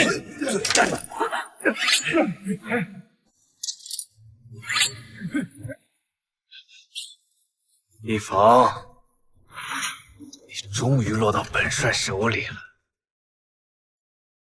你可还记得是如何羞辱我西京太子的吗？难道长陵关那个腐儒小将领竟是西京太子？你到底想怎么样？自然是要以其人之道治其人之身了。带走，带走！你用小竹子挡刀了，你知不知道？他才刚刚当爹。我以为我身边的是西京的士兵，我没想到那是小竹子。虚伪！敌人怎么会在你的身边？你讲假话也不讲的好一点的。够了！现在大家都是敌人的战俘，我们屠国西京人的村子，他们不会轻易放过我们的。与其在这里骂我，不如想想怎么脱身。屠村是你下的命令，是你说有将领藏在居民里，是你说有士兵伪装成百姓，是你下令的杀无赦。我只是让你们杀几个人，把将领逼出来而已，也没有让你杀那么多人。易将军，没有你的命令，我们怎敢屠村？是啊，是你说西京人屠杀我们的百姓，所以才让我们屠村为百姓报仇的。经我后来才知道，他们根本没有屠杀过我们百姓。如果易将军真这么心安理得，又怎会让我们闭嘴？你难道不知道自己在杀良冒功？还想不承认？敢做不敢当，孬种！连宋将军的一根手指头都比不过。什么杀良冒功？战争本来就是残酷的，我们的百姓难道就没有因为战争死过吗？再说了，他们西京人算什么无辜良民？他们与我们几十年的边线之争，经过多少干戈？是我平定了战争，也是我签订了和平的条约。死了几个百姓，他们能换来两国的和平，那是他们死得其所。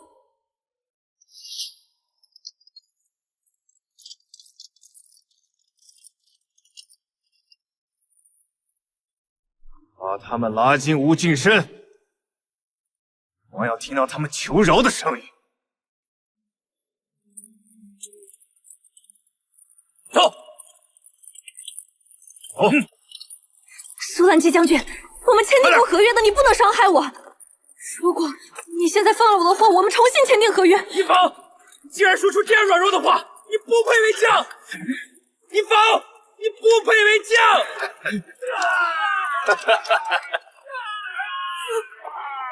苏将军，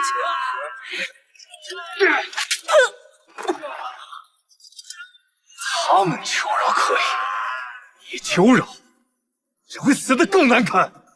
商国自宋淮安一门牺牲后，便只有北冥王一人可用。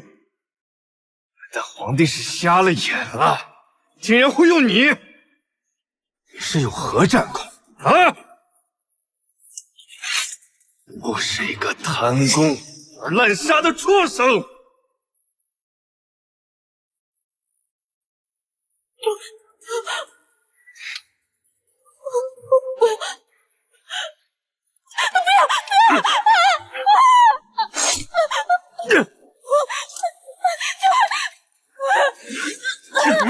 跑！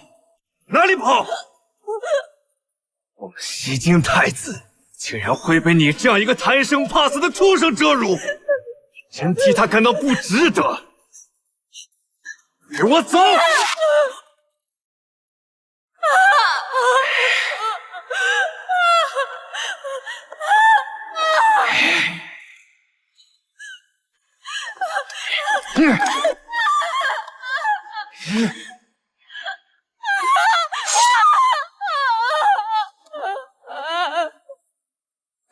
怕了吗？这才仅仅是个开始。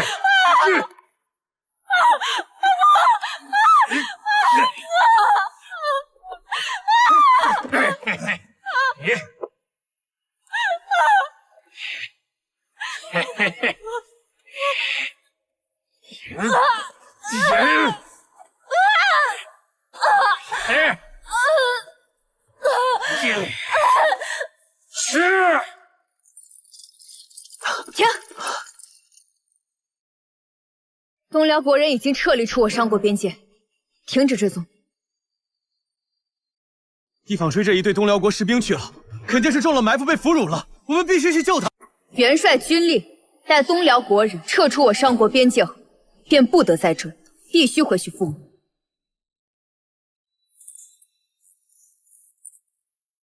苏西西，一坊被俘虏了，你却不去营救，你什么意思？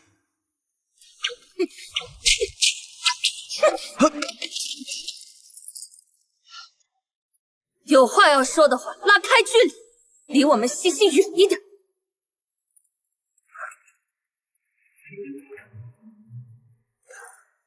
我们已经找了快2日了，一坊他坚持不住的。我知道你恨他，能找到他，我们一同向你赔罪。与私人恩怨无关，玄甲军不能再往前走了。苏西西，我已经低声下气求你了，你还想怎么样？你低声下气了不起啊！让玄甲军陪你去草原，遇上西京军队或者部落，是你打还是让他们打呀？你什么身份，敢跟本将军这么说话？笑话！我什么身份？你怎么不掂量掂量你自己的身份呢？苏西西，管好你的人，别让什么狗都在我面前狗吠。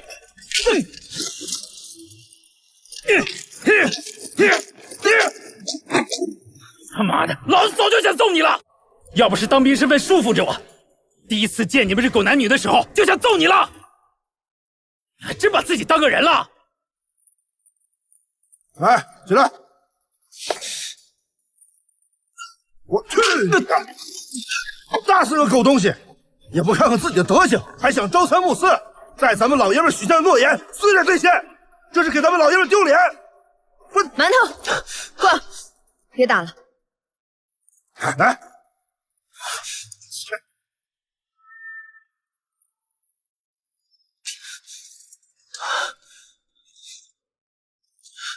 打够了吧？现在可以去找一坊了吧？战北望，且等着吧。不是在草原，是在山上。10万的西京士兵正在山上等着，他们要讨回一个公道。我们只能等。你怎么知道他们在山上？他们要讨回什么公道？用你的脑子好好想一想，为什么10万西京人不愿意撤离？为什么他们要抓一坊？又为什么他们明明签订了契约，现在还要和东辽国结盟，来参加南疆战场？你不过是与他有夺夫之恨，才如此编排一坊。苏西西，你真是个心思恶毒的女人。阿紫，不必搭理，远离就是。有敌人！全军戒备，国旗不离手。戒备！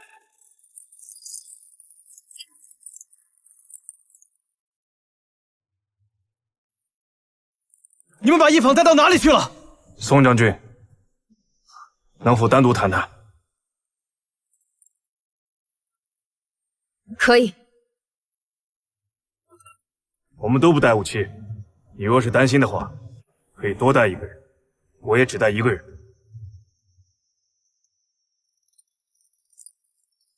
你跟我去吧，桂儿。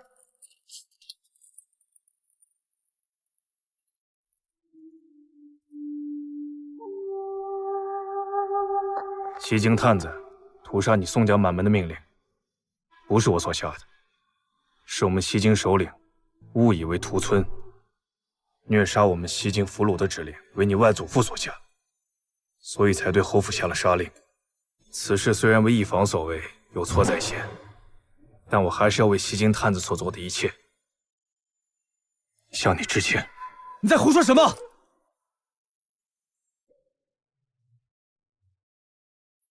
这是我们西京欠你们宋家的，仅欠你们宋家。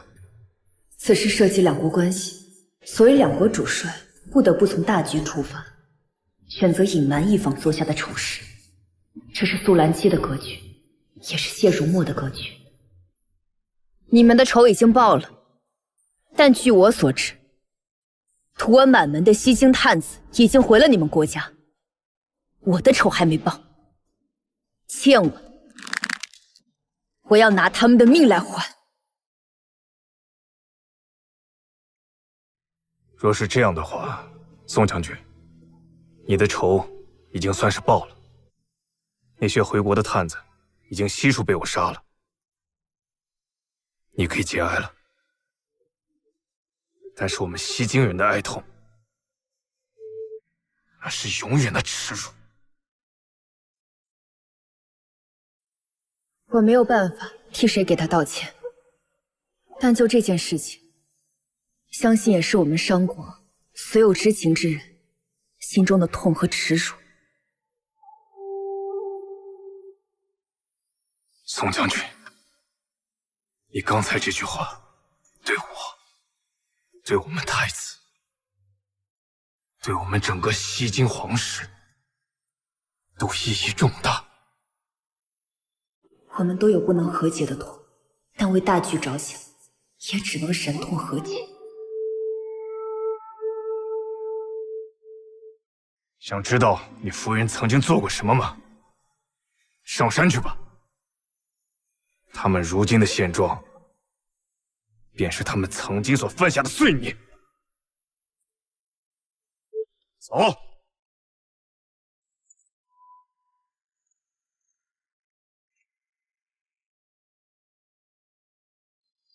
可不可以告诉我，一坊屠村是不是真的？等你见到一坊，可以亲自问他，苏兰姬不会杀他的。如果一坊屠村的事情是真的，那么宋家灭门，间接就是一坊导致的。要救一坊，带上你的心腹上山即可。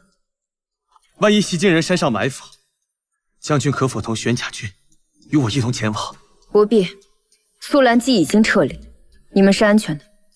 还真是不顾我的死活了，你的心思可真是钢铁。我的兵，跟我走。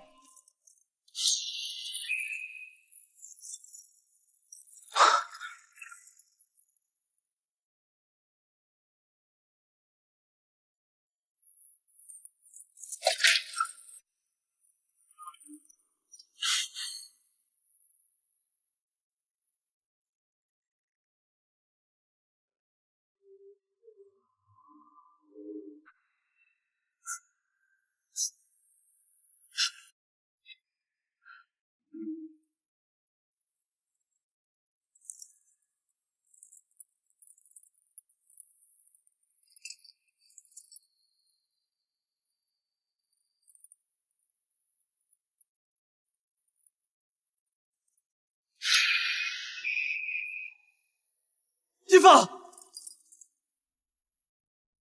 出去，都滚出去！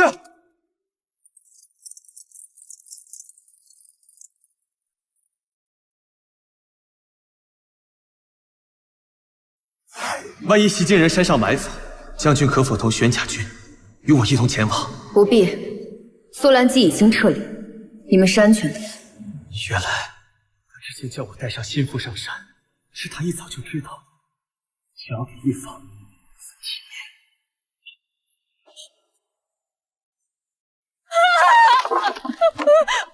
张克，你为什么要毁了我的脸？你的脸被苏兰姬刻了个剑字，不毁，难道要带着这个字过一辈子吗？苏兰姬，畜生，那就是一个畜生！畜生！畜生！我要杀了你！我要杀了你！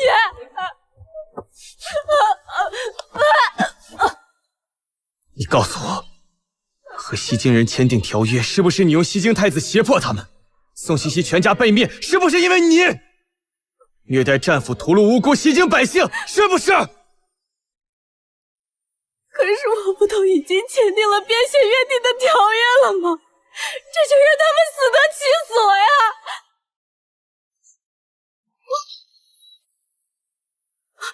张哥，我相信我们上国的百姓都是愿意牺牲自己换取和平的。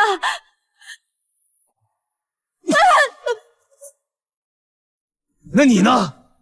你愿意用自己的性命换取和平吗？我受了那么大的委屈，从昨天到现在，你不仅不安慰我，还一直骂我。纵然我做的有错，可我也立了大功啊！你可知，你迷下的所有士兵，除了被俘虏的那10几个，全部都死了。就算没死的，也都被训斥，而你，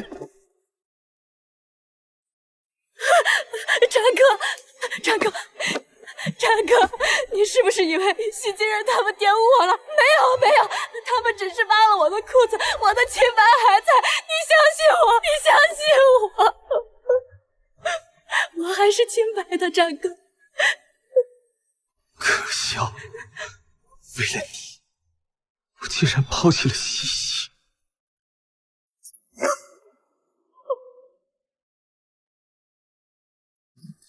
宋将军，这是元帅亲自为你做的面条。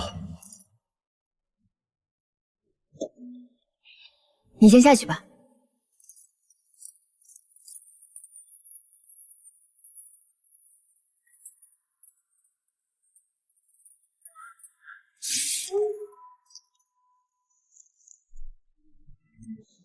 吃饭呢？够不够？不够，还有没？那不是多余问吗？哦。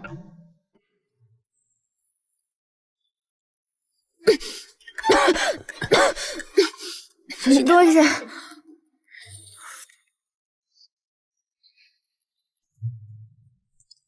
他们的目的是一方和那些曾经参加屠杀的士兵。我早就知道，你提前安排他在后方，但你自己攻不上去。元帅也算是护过一方了。架不住他自己想死。一方是一个毫无底线的人，苏兰基对他没下死手，是想让他不堪受辱自尽。但你觉得一方他会自尽吗？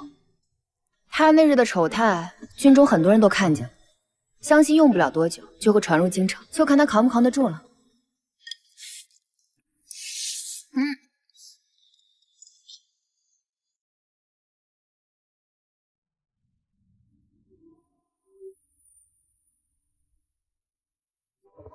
元帅居然会藏着一条这么丑的手帕。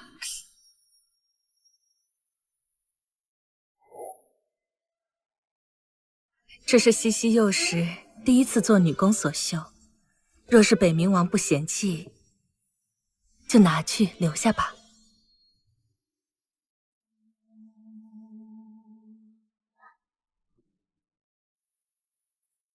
多谢夫人。这不会是元帅自己修的吧？那倒不是。宋将军之前可曾做过女工？宋将军之前可曾做过女工？我未曾。元帅为什么这么问？这方帕是我喜欢的人第一次做女工时所绣。元帅竟有喜欢的人了。宋西西，我喜欢你。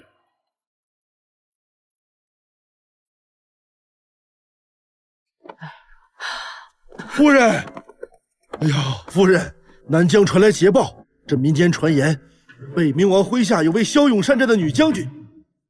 你觉得这女将军会是谁呀？那不是一坊吗？是一坊带领玄甲军破城的。哎呀，我吃斋念佛，终于等到北望和一坊立功回来了。是啊，我们将军府总算要有出头之日了。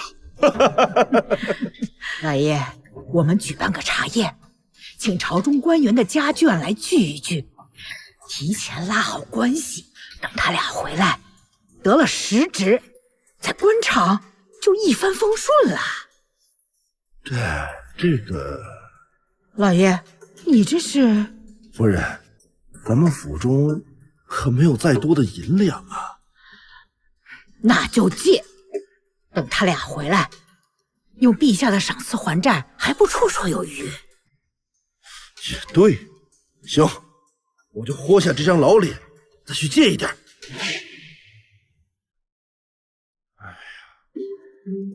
哎，来了！哎，两位，两位，这到底怎么回事啊？我怎么知道啊？嘿，这将军府老夫人的茶会，2位兵部尚书的夫人都没有出席，莫说是侍郎夫人，就是兵部侍郎，哪怕任何一个兵部官员的家眷都没有出席。这意味着什么？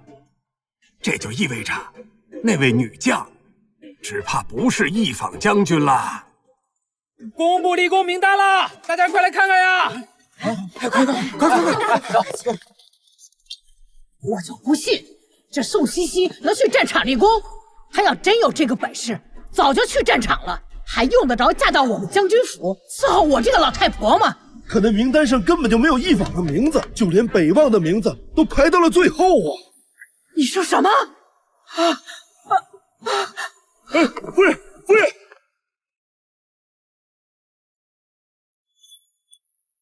这一坊简直岂有此理！传朕旨意，派出一坊军旗，让他不得入朝为官。老奴这就让尚书房拟旨。只是不能明着处理一坊，愧对宋将军一家呀！皇帝，为了弥补宋西西，朕决定让他入宫当妃子。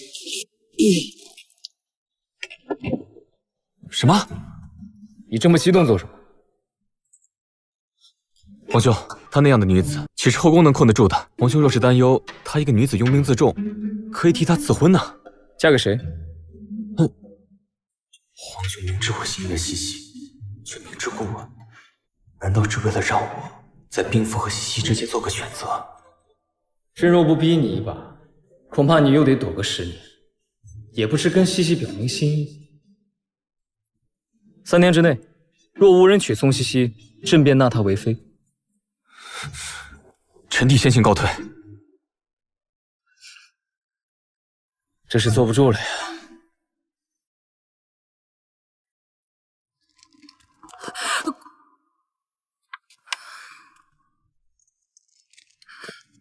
经此一战，北冥王和姑娘再度重逢，说不定也是夫人在天之灵的指引。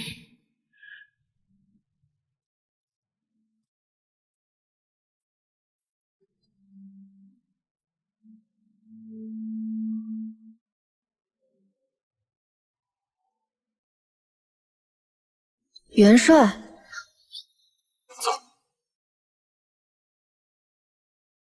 想不到元帅打扮一下，竟然还是个美男子。这里不是战场，不必叫元帅。王爷，皇上说想要纳你入宫为妃，你可愿意？什么？我一直拿皇上当兄长一般对待，他怎可能纳我为妃？若是不想抗旨，答应与我成亲可好？啊！王爷，皇上无非是怕我一个女子拥兵自重，王爷若是娶了我，恐怕也要被皇上忌惮。王爷这般聪明的人，怎么会想娶我？就此事告诉他，我倾慕他许久，怕是会吓着的。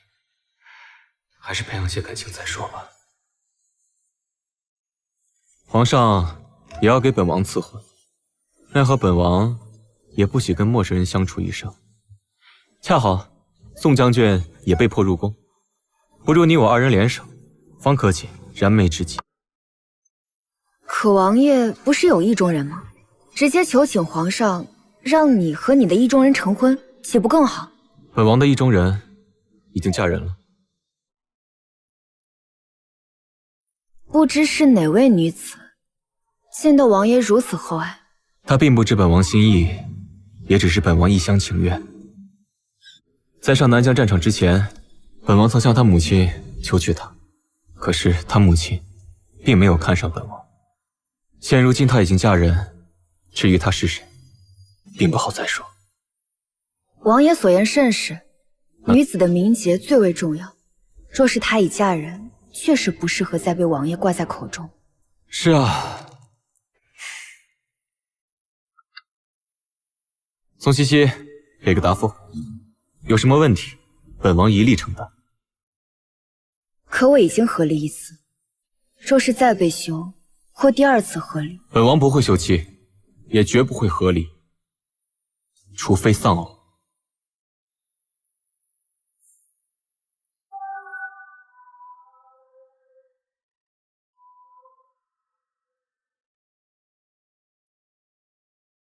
君子一言，驷马难追。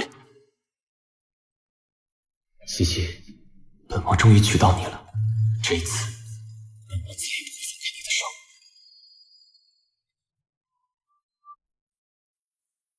为了娶宋茜茜，你竟甘愿放弃兵符？皇兄，臣弟心仪她已久，您不是不知道。那需要为你们赐婚吗？多谢皇兄。赐婚，茜茜已嫁过一次，不希望她成为风口浪尖。你母妃素来爱面子，恐怕不会接受茜茜二嫁父的身份。加上长公主素来喜欢欺压拿捏你母亲，既然茜茜要嫁给你，必然也要融入这其中复杂的关系。这日后怕也会出现在风口浪尖，受尽欺负。皇兄大可放心，臣弟的心腹没人敢欺负。臣弟告退。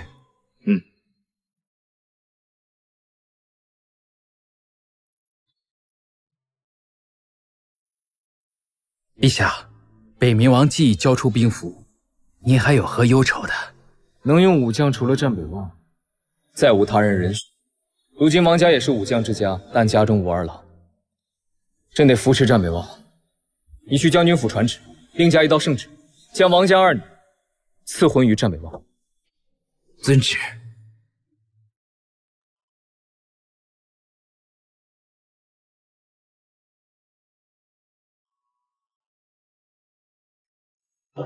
臣谢过皇上。战将军、义将军，接旨吧。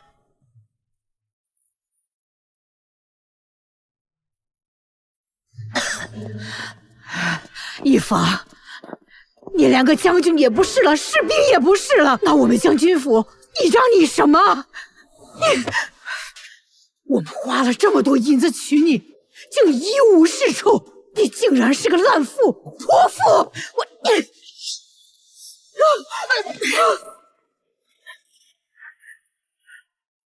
你要是再敢胡言乱语，休怪我撕了你的嘴！岂有此理！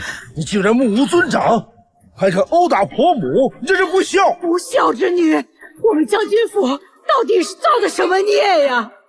竟然娶你这个祸害精，连累北望没了战功，还得娶王家那个弃了的二嫁妇。要是茜茜在，我将军府怎么会成这样啊？好了。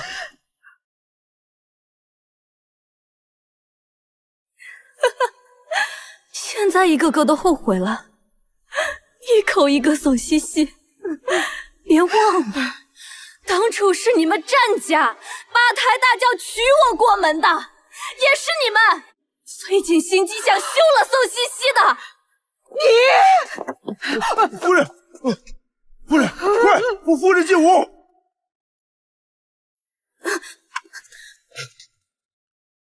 你当真要娶王家那个二嫁夫？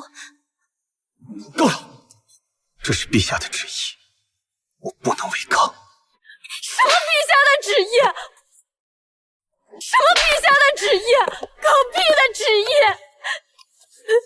当初你我一同对付宋茜茜的时应，我被开除了军旗，被不能再入城为官，但你呢？为什么你没有遭到报应？为什么你还能入城为官，还能再娶新妇？够了！可是娶了你，就是我的报应啊！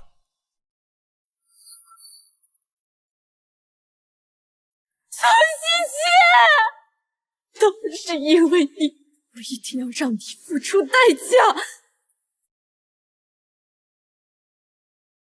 宋茜茜，你给我出来！我今天就是来找你问罪，你给我出来啊！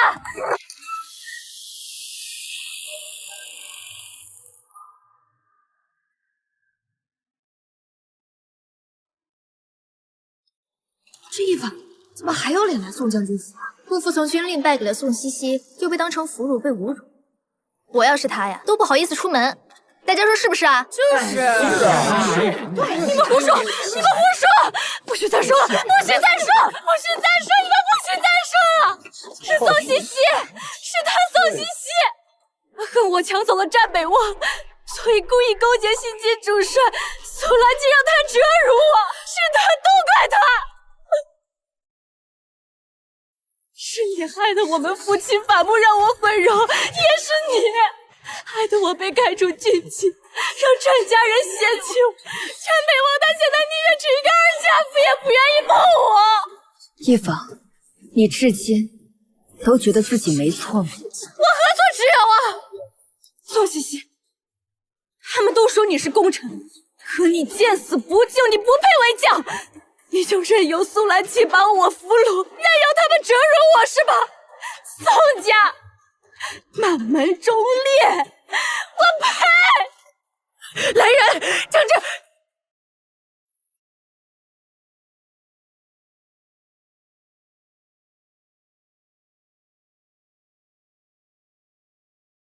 干什么？你别过来！放开我！放开我！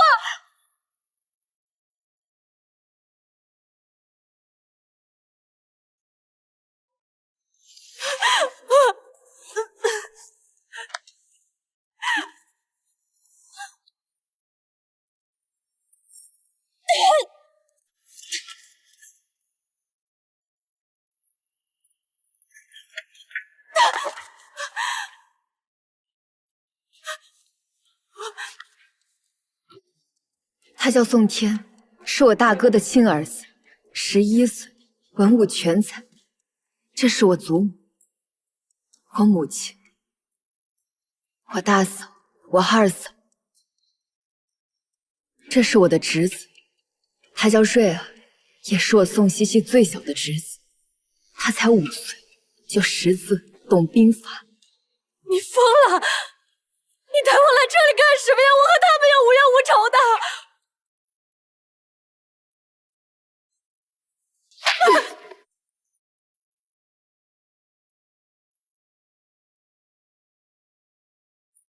你在成灵关所做的一切，西京探子全部报复在我家人的身上。他们为什么会死？是因为你，因为你贪功，你残忍，你违背了我国与西晋之间不杀平民百姓的约定。我不是。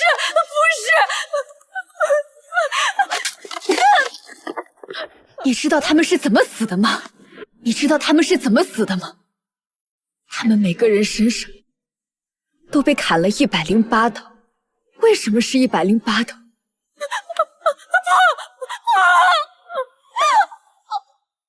是你，是你在西京太子身上划了108刀。不是，你在成灵关做的恶行，害得我镇北侯府鸡犬不留，连我那侄儿也没放过。不是，是西晋人，这些恶都是西晋人做的。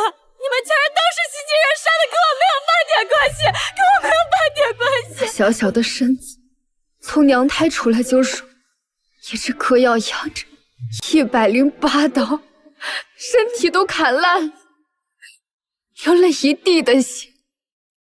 整个镇北侯府无一处不是血血，这一切都是你造的孽。一方，你说我恨不恨你？那些人根本就不是平民，他们窝藏士兵，我没有错。你的家人是西京太子杀的，跟我也没有关系，没有关系，没有关系。我吴嫂就是像你这样怕的，她想保着点孩子，她想护着他，可她身中了数刀，实在不愿咽气，就这样在地上爬着，爬向她的孩子，血流了一地，最后她倒在她孩子身旁。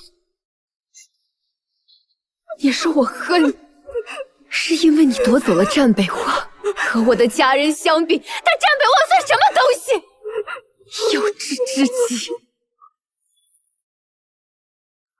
是灭门之仇。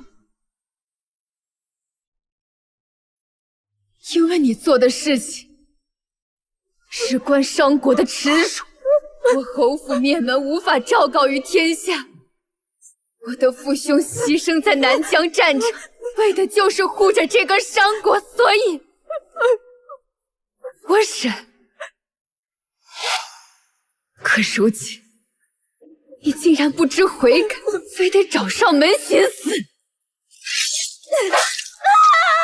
如今，那我就让你挫骨扬灰。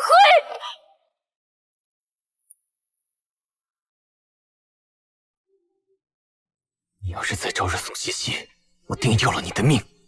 滚！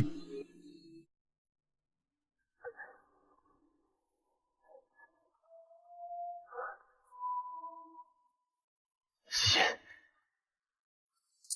王爷，我真的想杀了他。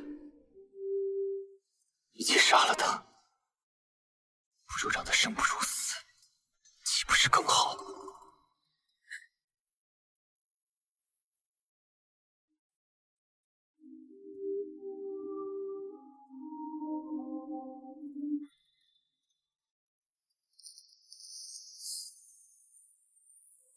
爹，娘，女儿不孝，女儿不孝。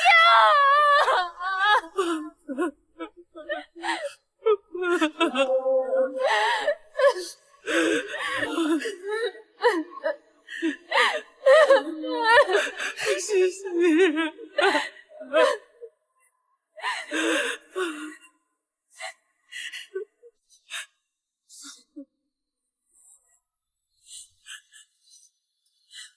起来吧，茜茜。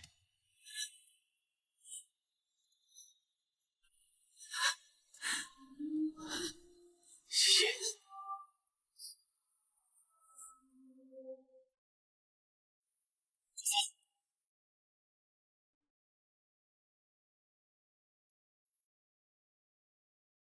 说他娶的是意中人，想必会对他更好吧？为何想到此，竟有些心路？即便与战北王和离，我都从未有过这种感觉。太后已经说了，说找你家太祖提亲。8月25是黄道吉日，我们的婚事定8月25，可好？王爷做主便是。我打算明天去眉山，跟你师父提亲。第一次大婚，师父欺我阿母，将我嫁给战北王，不曾来见我。想不到王爷竟会考虑至此。姑娘，王爷，何事？公主府送来了砚帖。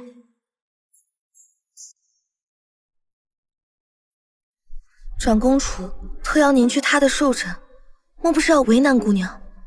夫人生前处处被长公主针对，如今特邀您，肯定不安好心。明日你与我一同去眉山即可。王爷，你去眉山，我去敷衍。你可知，长公主是全商国最难对付的人，就连我那嚣张跋扈的母妃，都要忌惮她几分。你一人前去，指不定她要如何待你。我必须要去敷衍，毕竟我还有账要与长公主算。好，你若是要去，本王陪你。王爷，我与师父的嫌隙，还需要你去眉山化解。婚期在即，拖延不得。王爷只需信我。好吧，此次赴宴，若我母妃针对你，你也不必客气。你我婚事，她做不了主。若长公主当众为难她，就有劳西西照拂一二了。西西定当不负所托。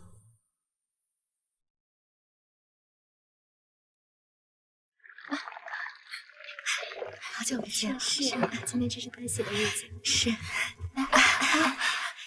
郡主，母亲，这宋西西太不像话了，现在都不来，我看她就是不给母亲面子。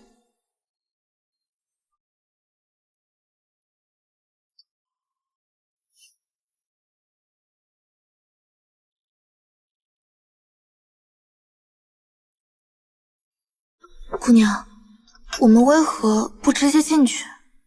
自然是要看看这个长公主要演什么戏。见过长公主。戏要开场了。放肆！你是何等贱民，也配与我同坐？佳怡，怎么对战老夫人如此无礼？战老夫人，听闻你的身体不太好，如今可好些了？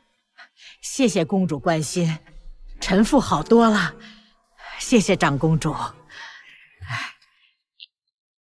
你年纪与本宫相仿，怎的身子会如此差？听闻您以前的儿媳妇日夜照顾你，如此说来，也是个孝顺之人。长公主这时提起宋西西，莫不是要替她出头？母亲，这孝顺是做给别人看的。这宋西西与战将军和离后，竟连前婆母的死活都置之不顾，何来的孝顺？姑娘，这长公主是要带头编排坏您名声呢。沉住气，我这未来婆母还没入场，这好戏还在后面。是，可不就是仗着自己的军功，便没把人放眼里了吗？这般忘恩负义的人，自是人人唾弃。战老夫人，我听闻她之前娘家惨遭灭绝时，是您在无微不至的照顾她。您倒是心疼您儿媳妇儿，可惜啊，人家压根儿就不领你的情分。看来长公主不是给宋西西出头，而是与宋西西有私怨。哎呀，长公主见笑了。有时候真心未必换得了真心，我待她一场，无愧于心，便是足矣。惠太妃驾到！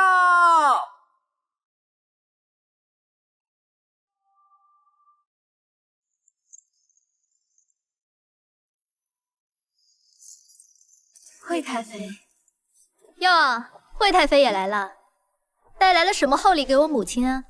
听闻长公主信佛，哀家准备了一尊金佛，还望长公主笑纳。虽然这样的金佛，本宫已经有10几尊，但惠太妃一番好意，本宫便收下吧。长公主这是不分场合的要给哀家脸色看。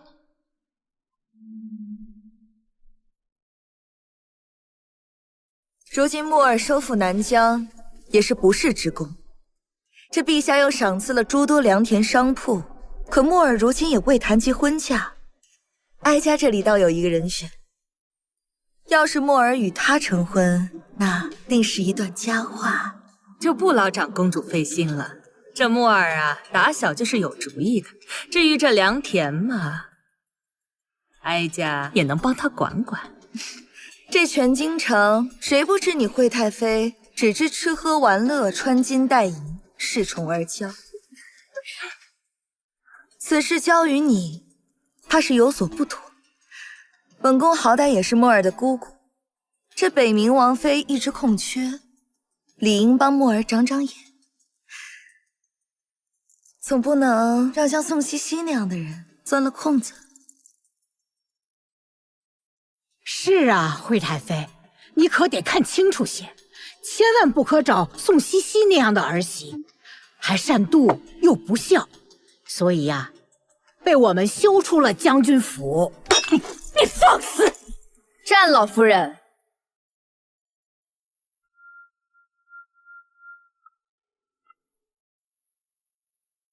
慎言，慎言。宋茜茜也来了，可千万不能让人知道她即将嫁给墨儿，否则今日哀家什么面子都会丢尽了。看来我这婆母是真瞧不上我。今日是我母亲寿辰，你穿成这样素的，可见并无心给我母亲祝寿。我打扮如何不要紧，今日毕竟是长公主的寿宴，若是我等皆像您这般艳俗，岂不是浪费了郡主一番彩衣娱亲的孝心？你敢说本公主穿的艳俗？彩衣娱亲嘛，艳俗些不要紧。诸位夫人说是不是呀？这宋茜茜竟当着长公主的面打嘉怡郡主的脸，可真是不知死活。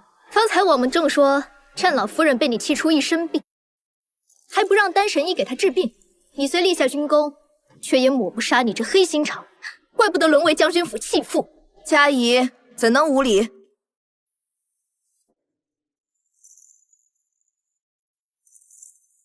怎能哪壶不开提哪壶？茜茜，她是被本宫宠坏了，你可别跟她一般见识。长公主放心，我自然不会跟无知的人一般见识。要是我顺了长公主的意，说不定我们将军府能靠着长公主飞黄腾达。茜茜，你已被休出了将军府，竟还敢如此没有规矩，敢对嘉怡郡主无礼！你不说话，我倒是把你给忘了。你说我是被你将军府休的，可是在质疑陛下，你休得无礼！此事关圣上何事？是陛下下旨，我才与战北望和离。即是和离，便是我先不要的战北望，并非大家口中的将军府弃妇。倘若再有人一口一个弃妇叫我便只好禀告陛下了。还有，大家一直都说是我不让丹神医给战老夫人治病，正好现在丹神医正在外面候着，长公主宣进来，一听便知。这可怎么办？丹神医一来，我不就露馅了？长公主，今日是您寿辰，我们将军府的家事就不劳您费心了。战老夫人此言差矣，我与将军府再无瓜葛，何来将军府家事？倒是战老夫人在外面给我散播谣言，泼我脏水，我倒是可以不与战老夫人计较。可今日偏偏是长公主的寿辰，就算是我不计较，心怀慈悲的长公主也定会为我做主。好一个巧言令色的贱人，三言两语就扭转了局面，令哀家不得不为她做主。虽然讨厌宋茜茜，但她竟然敢跟长公主和嘉怡对着干，这一点是让哀家舒服了不少。此事，听闻长公主是活菩萨，还请长公主替我们家姑娘做主啊！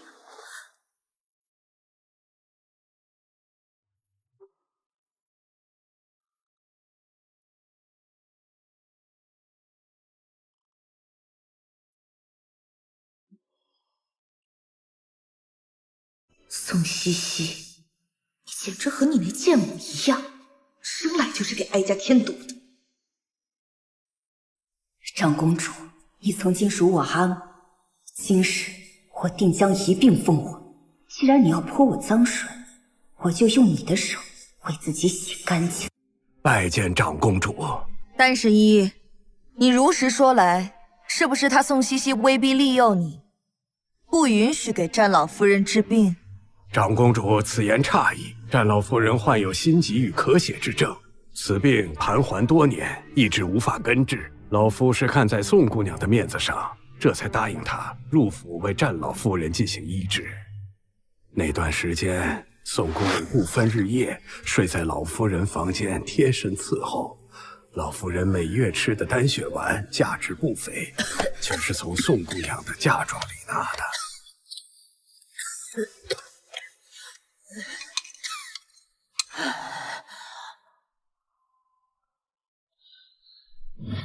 可谁曾想，战北望将军打了胜仗回来，竟然仗着赐婚圣旨，联合将军府要把宋姑娘休弃出门，贪图她的嫁妆。此等家风人品，老夫甚是瞧不起。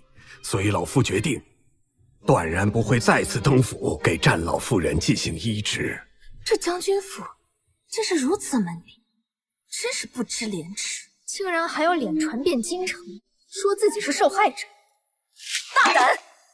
战老夫人，你竟敢散播谣言，你可知罪？长公主饶命啊！即便如此，她宋茜茜也是二嫁妇。世人皆知，婚礼当天，战北望将军出征，回来便休妻娶妾，所以时至今日，宋姑娘仍是清白之身，再嫁做人妇也未尝不可。这战北望竟然连宋茜茜一根手指头都没碰，恐怕这战老夫人要毁心肠子了吧？如今一坊和即将嫁入将军府那二嫁妇，哪里比得上宋茜茜呀？长公主殿下，此地乃女眷之处，老夫不便多有逗留，先行告退。不行，若不赶紧收场，这个贱人肯定要将祸水引到本宫身上。此事作罢，你起来吧。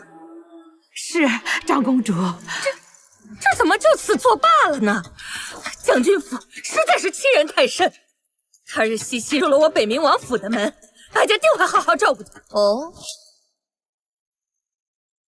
惠太妃不是不承认这桩婚事吗？怎么反倒自己当众公布了？他日西西入了我北冥王府的门，哀家定会好好照顾他。哦，这京城名媛众多，墨儿竟然看上了这和离府。哎呀，多嘴！他们的婚事我反对都来不及，怎么由得我来公开呀？看来是我这未来婆母口误了，果然如王爷所说那般不着调。从将军府赶走的弃妇，竟然可以嫁给收复南疆的亲王，成为有权有势的王妃。北冥王要迎娶宋茜茜，虽然她立过军功，到底是个二嫁呀，她怎么配？惠太妃，你素来要强，事事争个第一，总说墨儿如何出色，如今竟要娶个和离妇。我估摸着这个消息传出去不到半日，你就会沦为整个京城的笑话。倒是嘉怡郡主竟然如此没有礼数，竟敢随意非议长辈。他这是在帮哀家出气呢。宋茜茜，你有什么资格教育我？你也不掂量掂量自己的身份，和离弃妇，凭什么嫁给我表弟？你识趣的，赶紧从哪里来回哪里去，别在这里丢人现眼。是啊，我一个和离妇，一能上战场杀敌，二能嫁入皇家为亲王妃，是多少人几辈子都修不来的福气。嘉怡郡主应该是很羡慕，很嫉妒我今日来是给长公主祝寿的。嘉怡郡主若是再阻挠，丢的可是你母亲长公主的名声。臣女给长公主献上寿礼，祝长公主寿比南山。这贱人，该不会还有什么后手要对付？宋姑娘有心了，来人，收下寿礼。宋茜茜，你这该不是从大街上随便买来的一副吧？即便是大街上随意买来的一副，也是臣女的一番心意。正如我父兄牺牲的时候，长公主送给我母亲的一尊传承的贞洁牌坊，不也是长公主的一番心意吗？啊，传承的贞节牌坊，这得是多恶毒的诅咒啊！这是要他们家女儿世代的守寡呀！惠太妃，事情不清楚，你在这胡说什么呢？你看见本宫赠送宋夫人传承的贞节牌坊了吗？这是有还是没有？宋茜茜，本宫与你宋家无冤无仇，你为何在诸位命妇面前诬陷本宫？那贞节牌坊你倒是拿出来啊！拿不出来就是诬陷攀咬本宫，本宫定要治你的罪。既然如此，这便是我送给长公主的第2份礼物。来人，呈上来。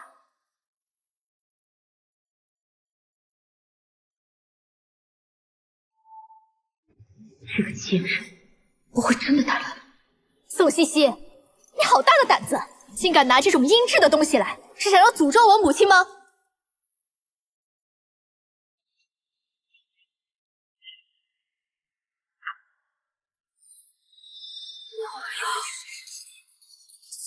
我父兄继世，长公主将此物赠予我阿母，可是为了报复我阿父拒绝娶你，此生只娶了我阿母一人，长公主心里不平所送。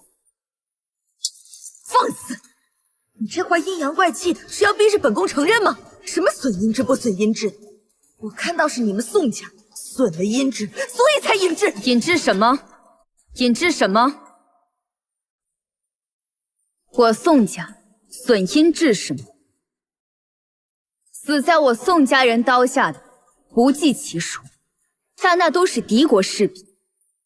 长公主在京中过着太平日子，年年举行盛大的寿宴，这其中有我宋家人出的一份力。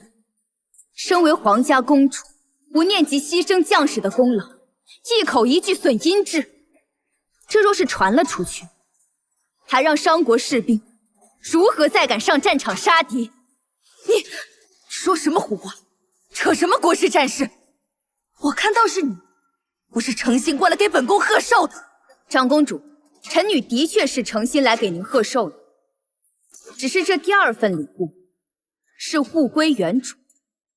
长公主若是不要，那便由臣女来做个了断。你到底要做什么？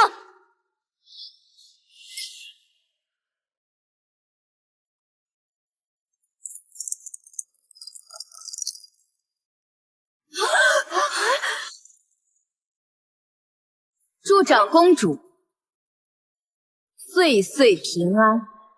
岂有此理！岂有此理！来人，打开这卷轴，我特要看看是不是宋茜茜利用卷轴来诅咒本宫。这宋茜茜若真送来诅咒之物，长公主可能当场给她定罪啊！此女竟如此嚣张，要是入了北冥王府，还不得把哀家吃了？我来打开。宋茜茜，如果你要是敢诅咒我母亲，我让你死无葬身之地！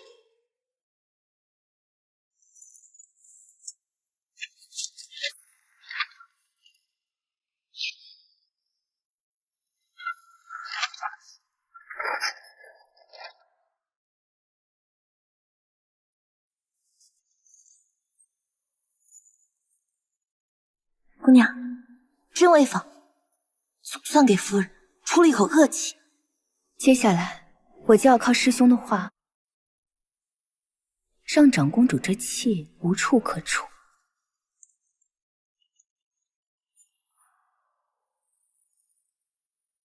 小女子曾见过先生画的腊梅图，画工同出一辙。这张，是沈清河先生的。沈清河先生的冷梅图，那可是千金难求啊！竟不是诅咒之物，是沈清河制作的。他又是如何得到的？宋茜茜可真有钱呀！这画怕是起码1000两黄金才能买到吧？为了去一坊这幅画，我竟然把财神爷给赶出门了！哎，不对，这不是沈清河先生的画，竟拿赝品来祝寿，你真拿得出手啊？赝品！宋茜茜，你竟然敢拿赝品来给我母婿注射，你真是低劣！送不起就别送了。竟然是赝品！哎呦，让我舒坦些了。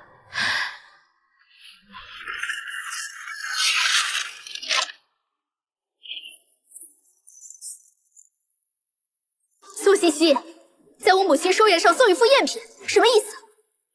唉，想不到这传闻中精通琴棋书画的嘉怡郡主也不过如此，倒是可惜了一副好运。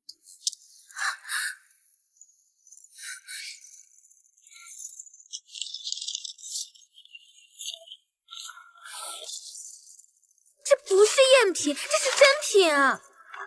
太可惜了，太可惜了。严姑娘，这印章刻的字体都是错的，要不要我把沈先生的冷梅图送过来，让你鉴别鉴别？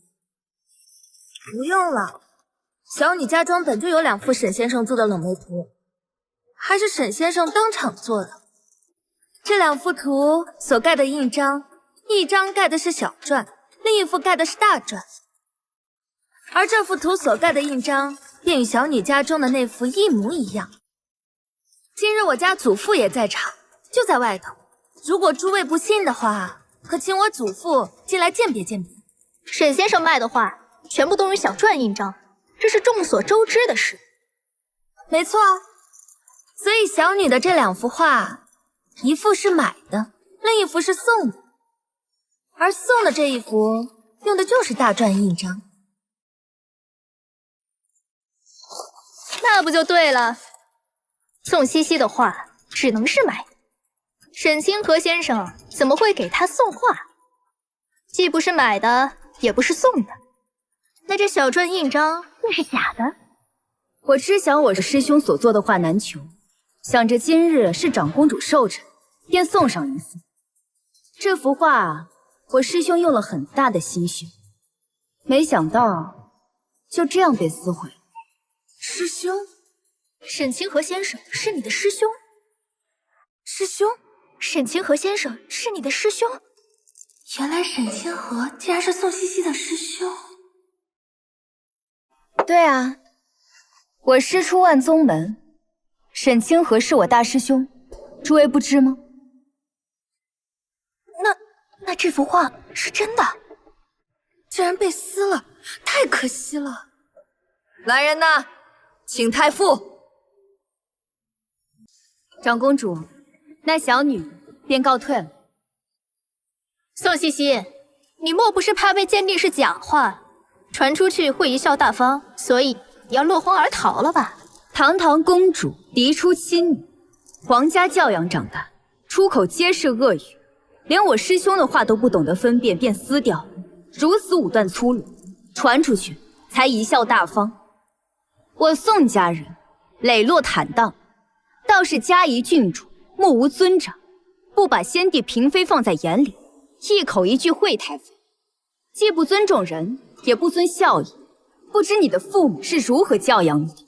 宋茜茜，你是不把本宫放眼里是吗？也难怪长公主能在我父兄为国捐躯的事后，给我阿母送上传承贞节牌坊。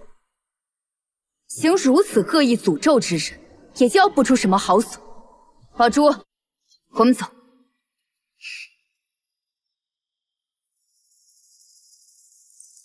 母亲，你看他，他好像也没有传闻中那么惹人厌。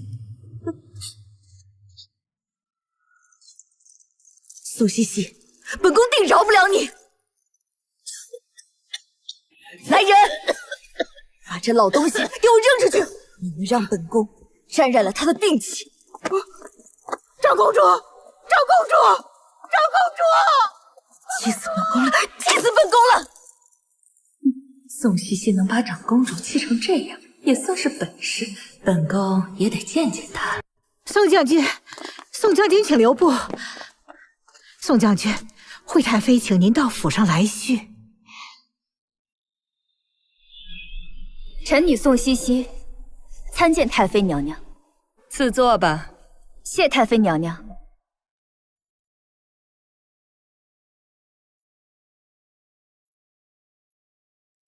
敢问太妃，唤臣女来是何事？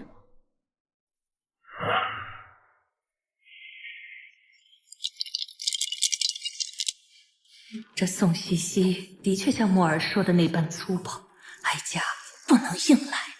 今日在长公主府的寿宴上，哀家也了解到你过去的苦楚，不想你再跳入另一个火坑，被墨儿给骗了。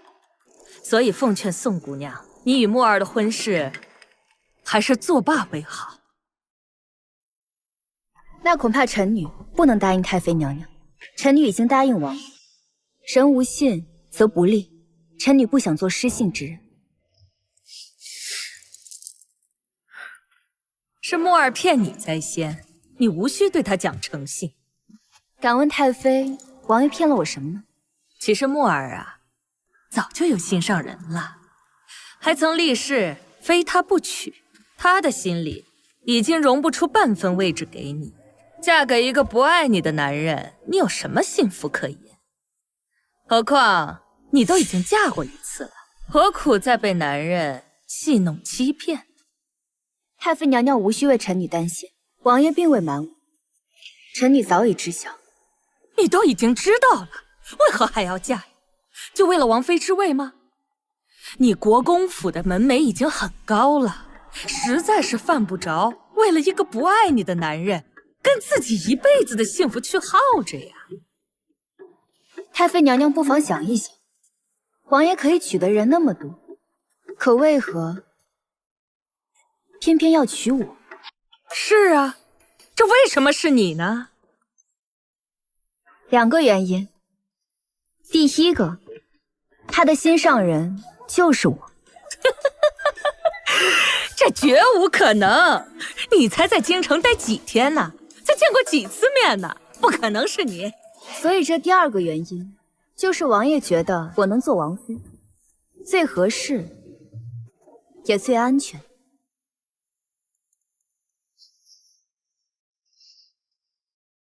怎么感觉被这丫头给绕进去了？可瞧着越发觉得与墨儿是良配呀。哀家会派人去金京楼给你定制凤冠，你择日去试试吧。那臣女就谢过太妃娘娘。果然如王爷形容的那般，我这未来婆母一眼就能看穿她的心情，真是可爱的很。那臣女就先告退了。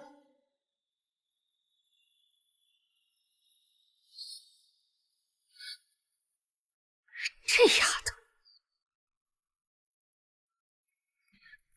阿父，阿父，阿母怎么样了？你阿母去参加长公主寿宴，回来后突发病急，还一直念着说宋茜茜要嫁给北冥王。什么？她要嫁给北冥王了？北王，错了，你一定是错了。错什么了？错在娶了我，弃了他宋茜茜。战北望，你前头娘子就要嫁人了，还是嫁给王府，你是不是后悔？你就不该娶我，我也不该嫁进来，受你一家子的怨恨。你，阿父，这些银子给阿母请大夫。不许！战北望，你今天必须给我一个交代！我跟你拼了！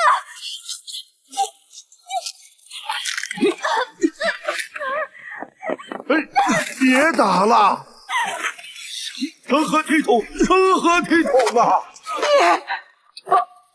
老夫人，老夫人！太叔公，见过太叔公。茜茜啊，太叔公老了，这宋家的族谱就交给你了。茜茜啊，你与北冥王成婚是不能成绝的，可国公府的位置不能没有。你可以在这里挑几个小孩寄养，通过品德和文采考试之后，递交给朝廷世子之位。你阿兄们本来都有子女，个个都十分出色，可他们跟他比，如何都比不上。这些杀手要是能对孩儿们手下留情，给国公府留下一点血脉。太叔公，别多想，伤身体。这事儿也不能急，再物色物色。宋氏家族若没有出色的孩儿，就不能成爵，就对不起你阿父的威名啊！太叔父，先进屋歇歇吧。不用了，那我送你。姑娘，姑娘，何事如此慌张？北冥王回来了，他还带回了谁？琪琪，你确定那是我二哥的孩子瑞儿吗？之前见过瑞儿，瑞儿幼时颇为懂事，故而印象深刻。瑞儿现在在何处？就在院外面，只是……宝珠，你去水兰阁取一件瑞儿最喜欢的玩具，我给她做的那个弹弓，弹弓上还刻着她的名字，木叉子上还涂了颜料。知道，欧米马上去拿。琪琪，琪琪，你要做好心理准备。瑞儿她之前一直被丐帮控制着性情，为了博取同情，她现在的模样已经大不比从前。你莫害怕。还有一件事，她被毒哑了，如今她没办法说话了。如果你想等等，本王带她回本冥王府梳洗一番后，就现在。让二小公子进来。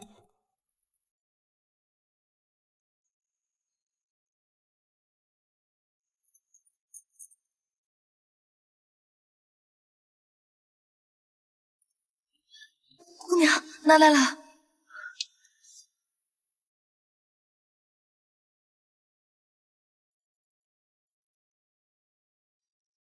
瑞儿，瑞儿。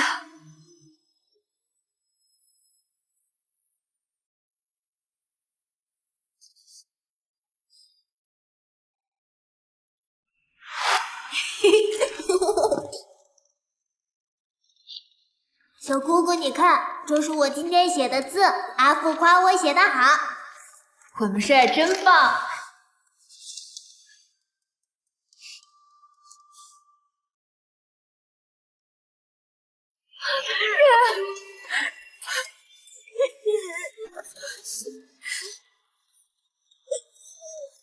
是二小公子，是二小公子，二小公子回来了。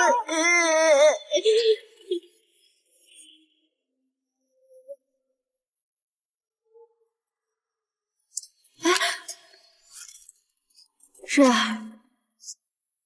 你是不是有话对小姑姑说？我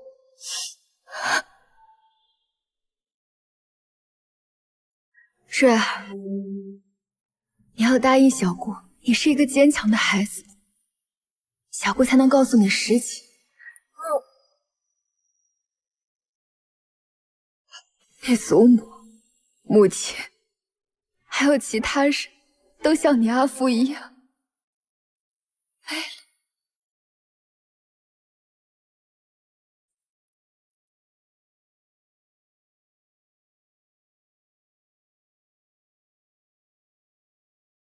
水儿乖，小姑姑知道你会写字，告诉小姑你是怎么逃出的。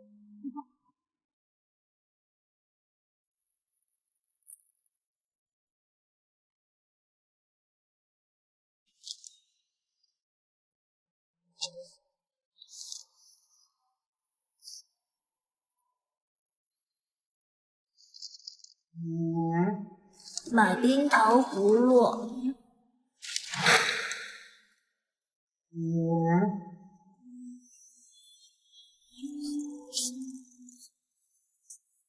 小姑姑，你怎么哭了？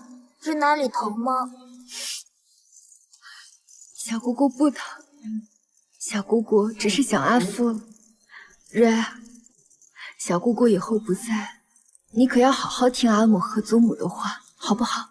小姑姑，我每次想阿父的时候，阿母都会给我买冰糖葫芦，吃完就没那么难受了。我这就去给小姑姑买冰糖葫芦。瑞儿，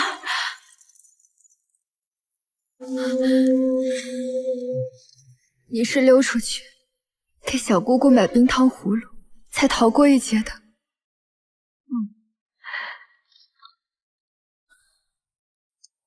瑞儿，小姑姑以后一定保护好你。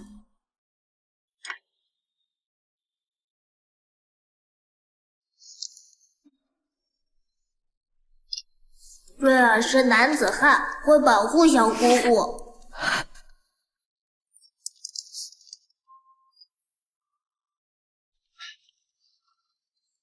瑞儿乖，有本王在，没人敢欺负你们。王爷是小姑姑心爱之人，日后瑞儿要叫他姑父，好不好？本王知道你是骗瑞儿，但本王依旧开心。本王也只喜欢你小姑姑一人。明明知道是骗瑞儿，但我却依旧开心。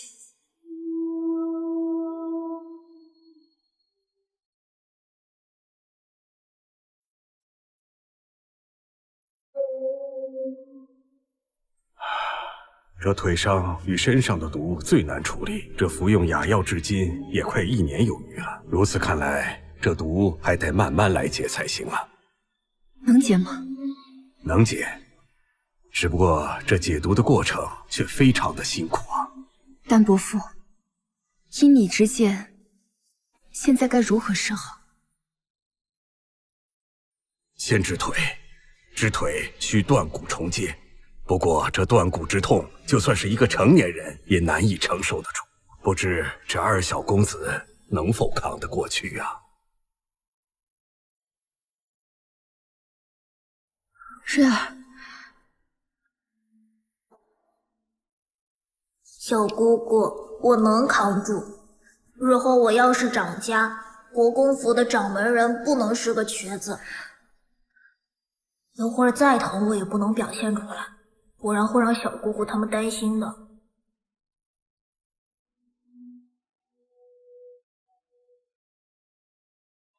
好了，本王留在这里陪着瑞儿，你们几个先出去吧。男子汉之间的事情没你们什么事儿，对不对？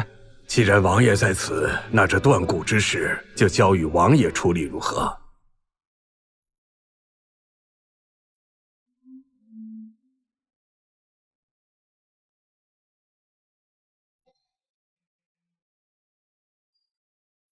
瑞儿别怕，本王有个秘密要告诉你，是关于你小姑姑的，但是你不能告诉别人哦。把手给我。在以前呢，你小姑姑刚练轻功，那个时候眉山上有一棵很高很高的梧桐树，小姑姑上去，但是呢却惊动了鸟雀，一个不小心就摔断了腿。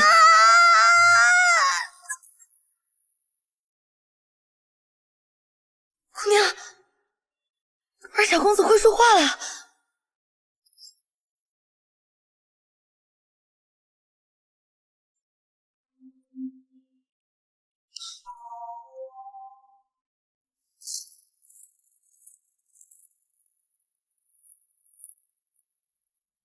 丹伯父，刚刚瑞儿可是会说话了？是疼痛的叫声，这是好事啊。那小公子的腿……接骨一切顺利，这也多亏王爷了。王爷，您手上的伤是不是需要先包扎一下？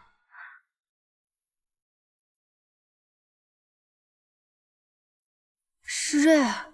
放心吧，瑞儿很厉害，他都扛下来了，没用真风雪止痛，所以对腿部血流不会有影响。治好了，就真的治好了。老朱、宋嬷嬷，你们去准备一下。好。你跟我过来。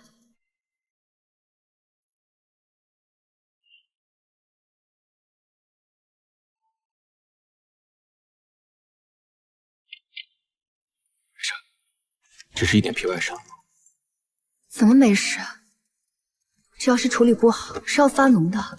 你放心吧，瑞儿意志力惊人，日后一定会康复痊愈。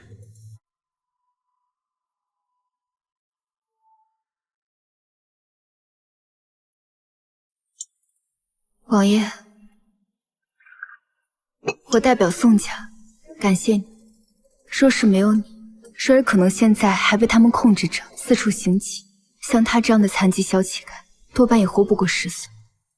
如果瑞儿没有遇到你，他可能现在已经被冻死，或者饿死，或者……你与我说这些做什么？必定是你家人在天之灵保佑了他，才让我在那么多小乞丐中认出他。总之，这份恩情我铭记于心。日后你需要我做什么，我一定会为你去做。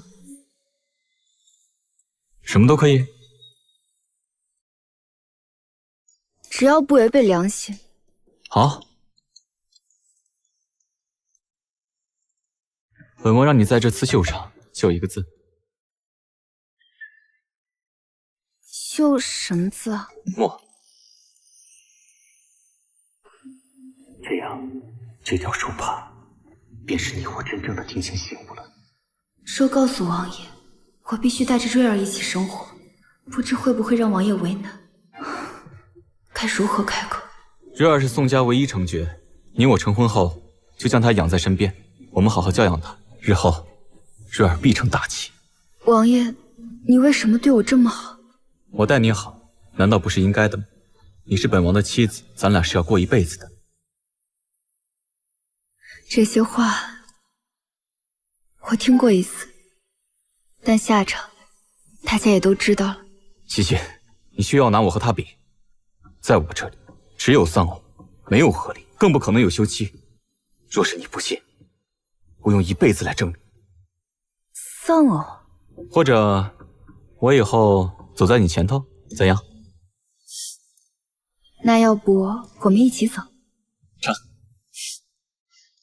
你今日说的这些话，我都记在心里了。若是他日你违背今日之言，那你师父必定饶不了我。对了，王爷此去眉山，师父他怎么说？他说要昭告整个江湖，要加爱徒。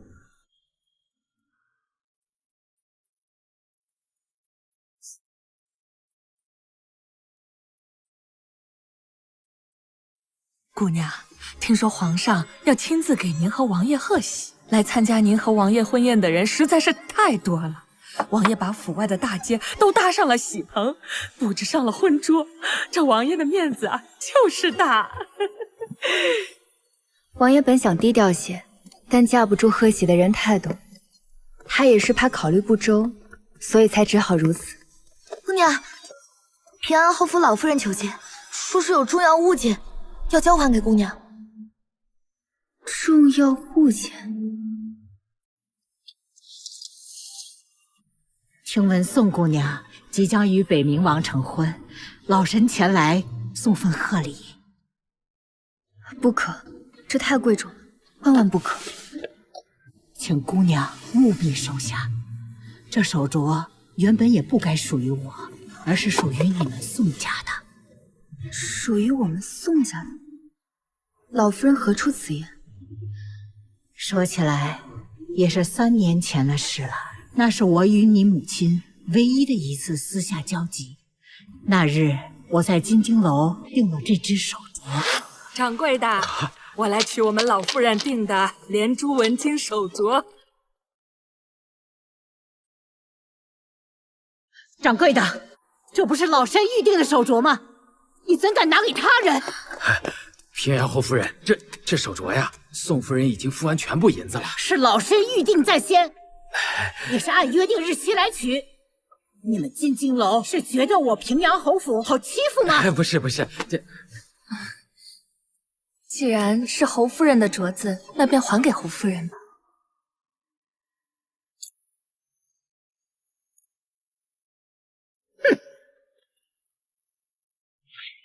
那这镯子确实是老夫人您的呀。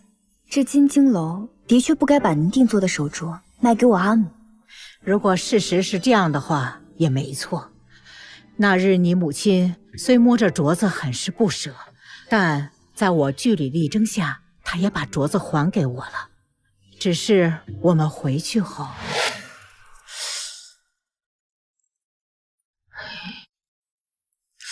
这不对呀，有何不对呀？老身定做的手镯是5颗宝石，这个是6颗。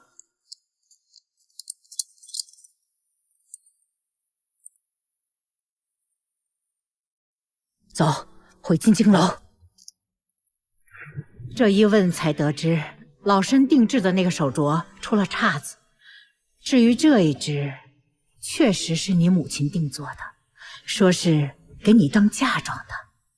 我阿母打算给我做嫁妆。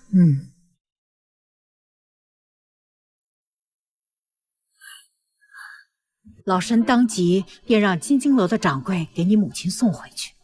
可掌柜说，你母亲已经买了别的。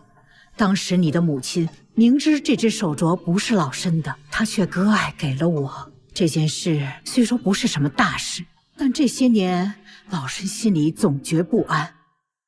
后来你宋家，总之，希望姑娘不要嫌弃老身待过，收下这镯子吧。毕竟这是你母亲为你定做的嫁妆，知道前因后果之后，这镯子老身就再也没戴过，一直放在老身的私库里。姑娘若是不信，可以问问老身身边的人。姑娘，老夫人说的是真的，这镯子没有戴过，还是崭新的。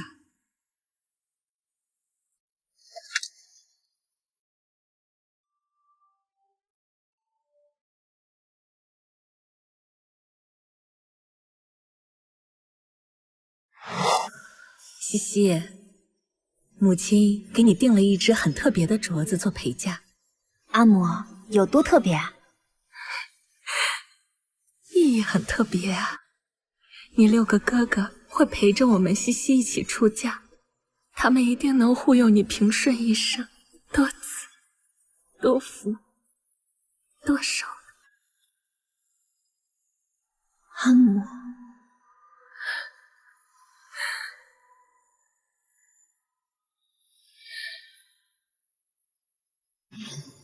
出嫁那日，我本想问阿母怎不见那只特别的手镯，但怕阿母想起阿兄伤心，便再没问过。想不到这手镯是你母亲给你定做的，虽然迟了，或许不迟，或许刚刚好。这本是夫人给姑娘的嫁妆，却在姑娘要嫁给北冥王之前，这镯子回到了姑娘的手中。或许不是巧合，是夫人冥冥之中对这镯子有执念。老夫人，多谢老夫人割爱。这镯子，不管老夫人戴没戴过，对小女来说都意义非凡。小女感激不尽。这镯子是多少银子？我现在便给你。姑娘，就给1两银子，把这镯子收回去吧。这不行的，这镯子该是多少银子就是多少银子。老身就收回1两银子，其他的你母亲已经用她的度量和胸襟给过了。告辞。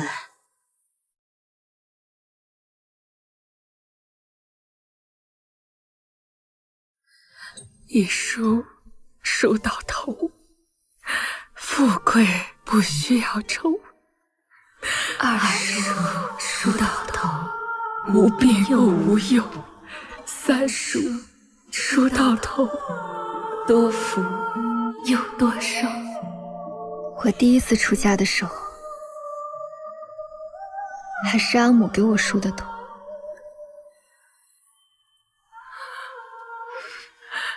这镯子物归原主，也了却了夫人生前的心愿。苏嬷嬷，我想我阿母了。明天就是姑娘大喜的日子了，这眼睛哭肿了，可就不好看了。苏嬷嬷最会夸人。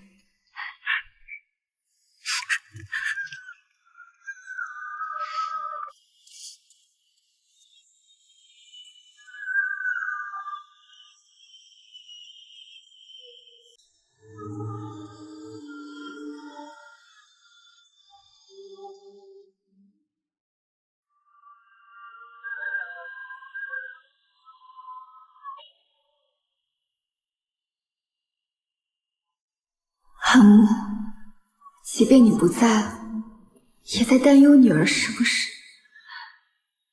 你是想告诉女儿，北冥王才是良婿吗？阿母，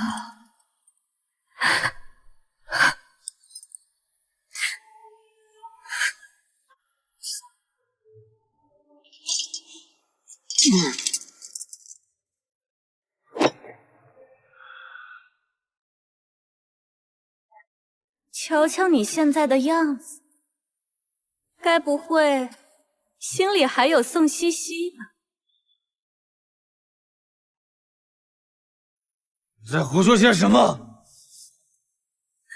可惜呀，郎有情，妾无意。他曾经跟我说，你战北望算个什么东西？原来你在他心里呀，你连个东西都不算。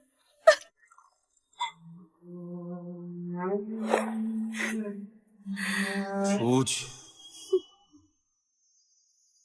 战北望，若是你没有用战功求求，那你和宋茜茜会不会也像他与北冥王那样，如胶似漆？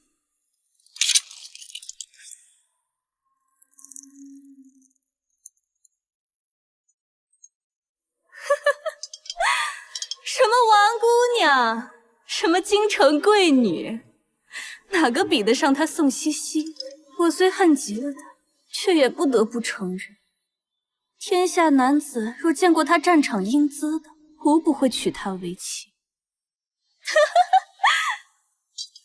而她，是你曾经的夫人，现在却要嫁给北冥王了。你是可笑不可笑？真是太可笑！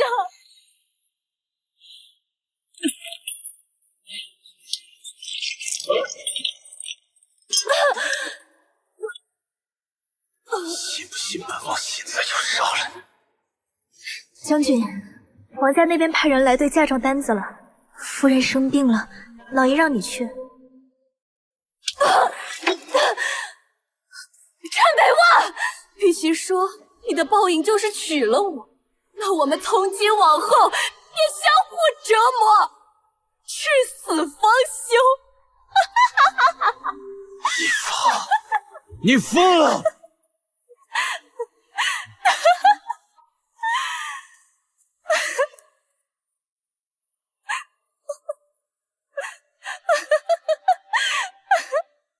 战北望，我祝你在大婚之日爱而不得，伤心至死。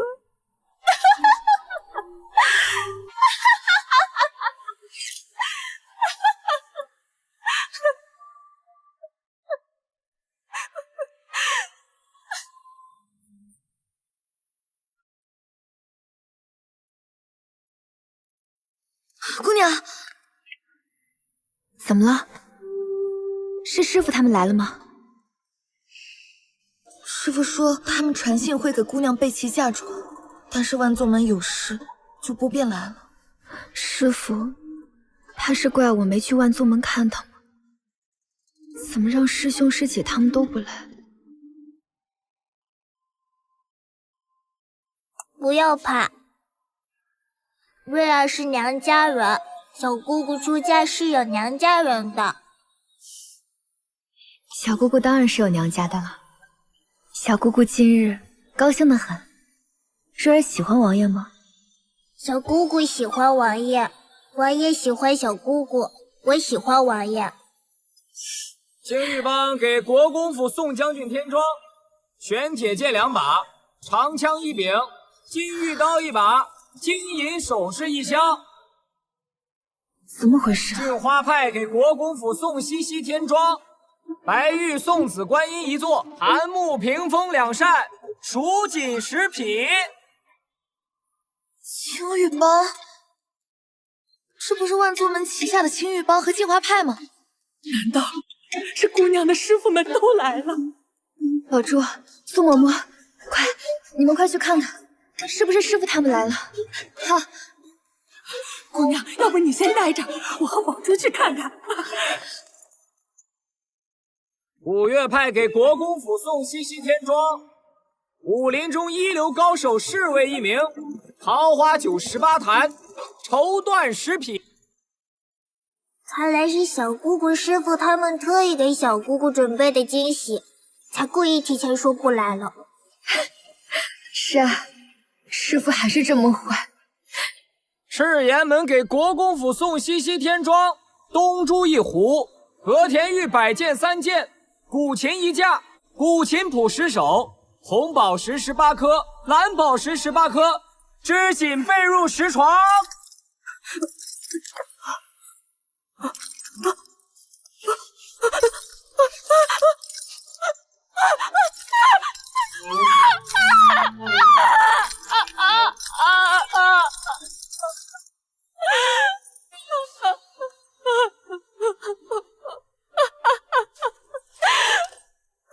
我是第一女将军，我是第一女将军啊！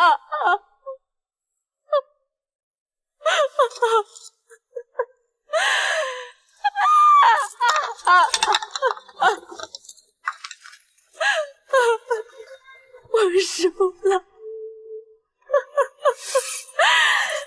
我输了。我说成了我最讨厌的样子。姑娘，好多人，你师父、师叔、师兄、师姐都来了，外面好多人。是啊，他们都是来为你撑腰的。万宗门门主下女儿，送上嫁妆108台，京中店铺10间，眉山下庄子2个，黄金万两压箱底。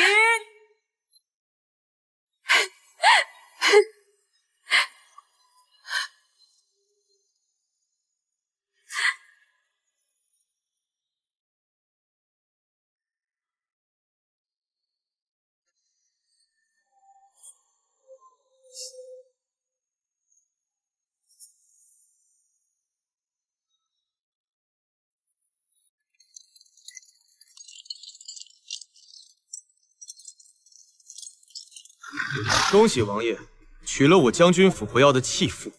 多亏了你双眼尽瞎，才让本王取得心头之爱。王爷，奏府。今日大喜，无限血喜。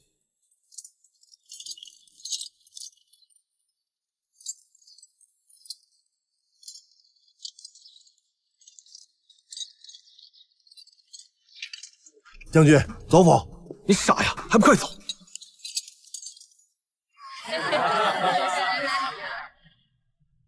多吃点，多吃点。宝珠，多吃点。你姑姑，姑娘定是饿了吧？要不去弄点吃的。面条来了。宝珠哎，你先去吃啊，我陪着姑娘。好，姑娘先垫垫，回头啊，等王爷招待了宾客，然后你再同王爷一同食。王爷今晚一直喝酒没吃菜呢，就没人帮他分担一些，让他先吃点东西。哎呦，这敬酒的可都是您的师傅、师兄和所有梅山帮派，他不敢不喝呀。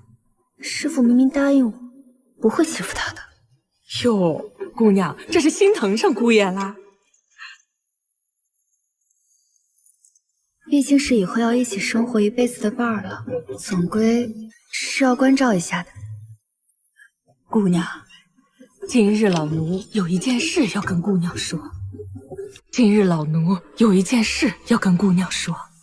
其实王爷爱慕姑娘许久，曾经向夫人求过亲。什么？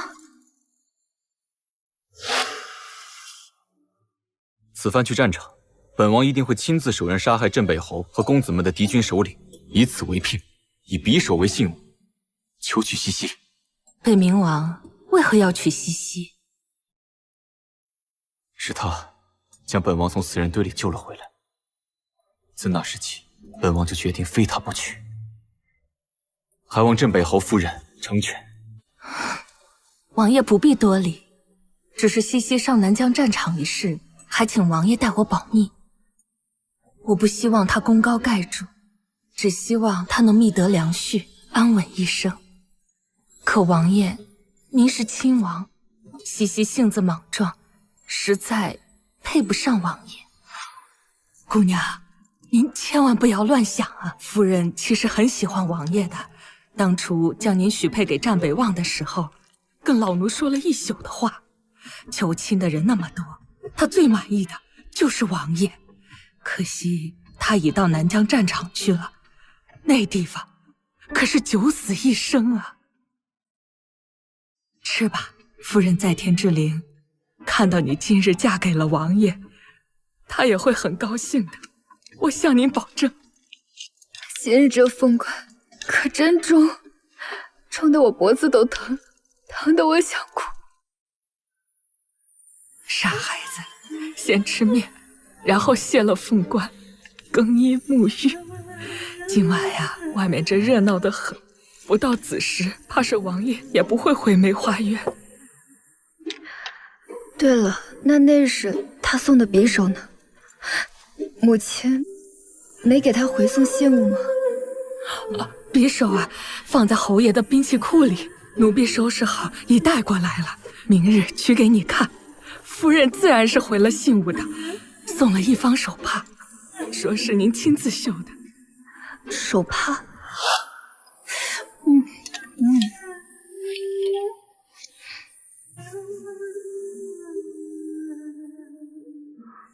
之前可曾做过女工？你是说，这个配色难看，还把牡丹花绣成四不像的方帕，是我绣的？西西，姑娘，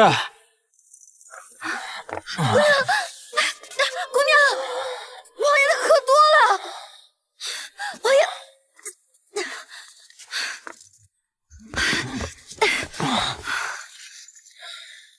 是被师傅师兄他们灌了酒，张副将说他不敢不喝，灌了不少呢，还和其他帮派一起灌他，喝的是桃花酒。师傅竟然还让他们灌酒，这不是欺负人吗？门派来了这么多人，一人一杯，都够他喝吐血的。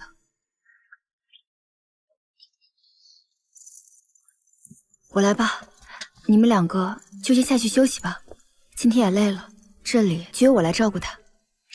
嬷嬷，合卺酒还没喝呢，这都没吃东西就把人灌醉，也不知道心疼王爷。那我去拿醒酒汤。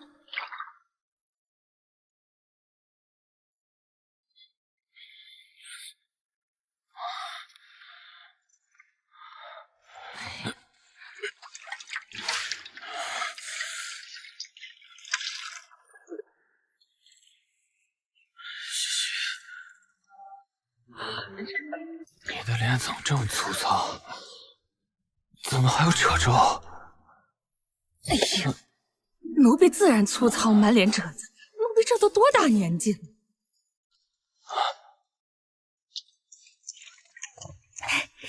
夫人，醒酒汤。醉成这样，都把苏嬷嬷认成我。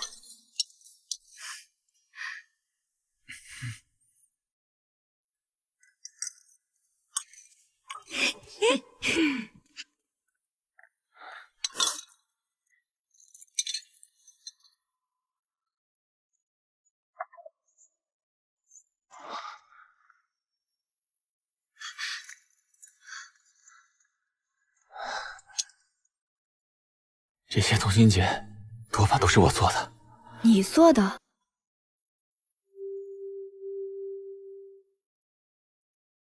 谢谢。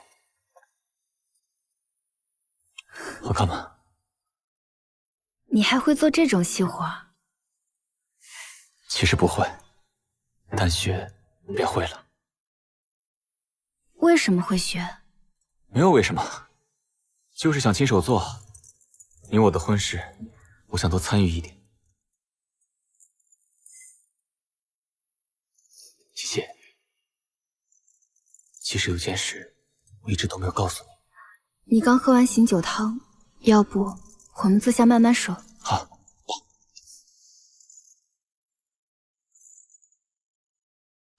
有面。哎，这是我吃过的。你吃过的，所以才香呢。谢如墨，我们还没饮合卺酒呢。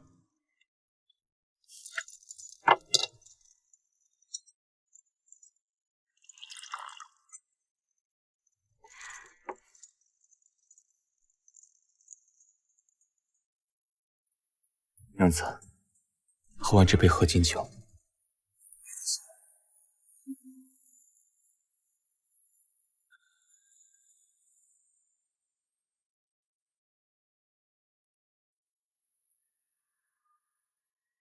山间草木花并蒂，袖带合欢结连理。别致却妆前月，几经赋三句，我才与君同享起。有件事情我还没有告诉你，还是我来问吧。你去南疆战场之前，是否去找过我母亲，求娶我？你知道了？宋嬷嬷方才与我讲了，所以你原先说的那个意中人，就是已经嫁了人的意中人，是我。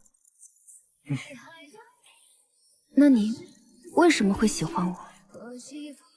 谢谢。你还记得南疆战场上你救下的小兵吗？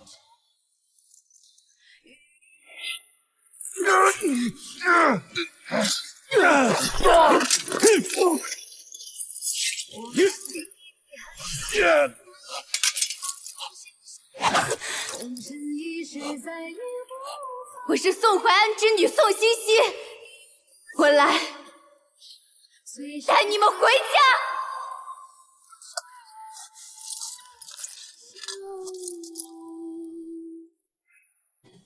是你？那个小兵是你？是啊。原来我们这么早就认识了。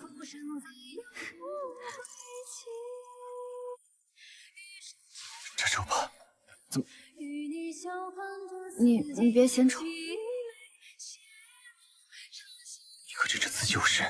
我知道，这方帕都是我修的，你喜欢的也一直都是我。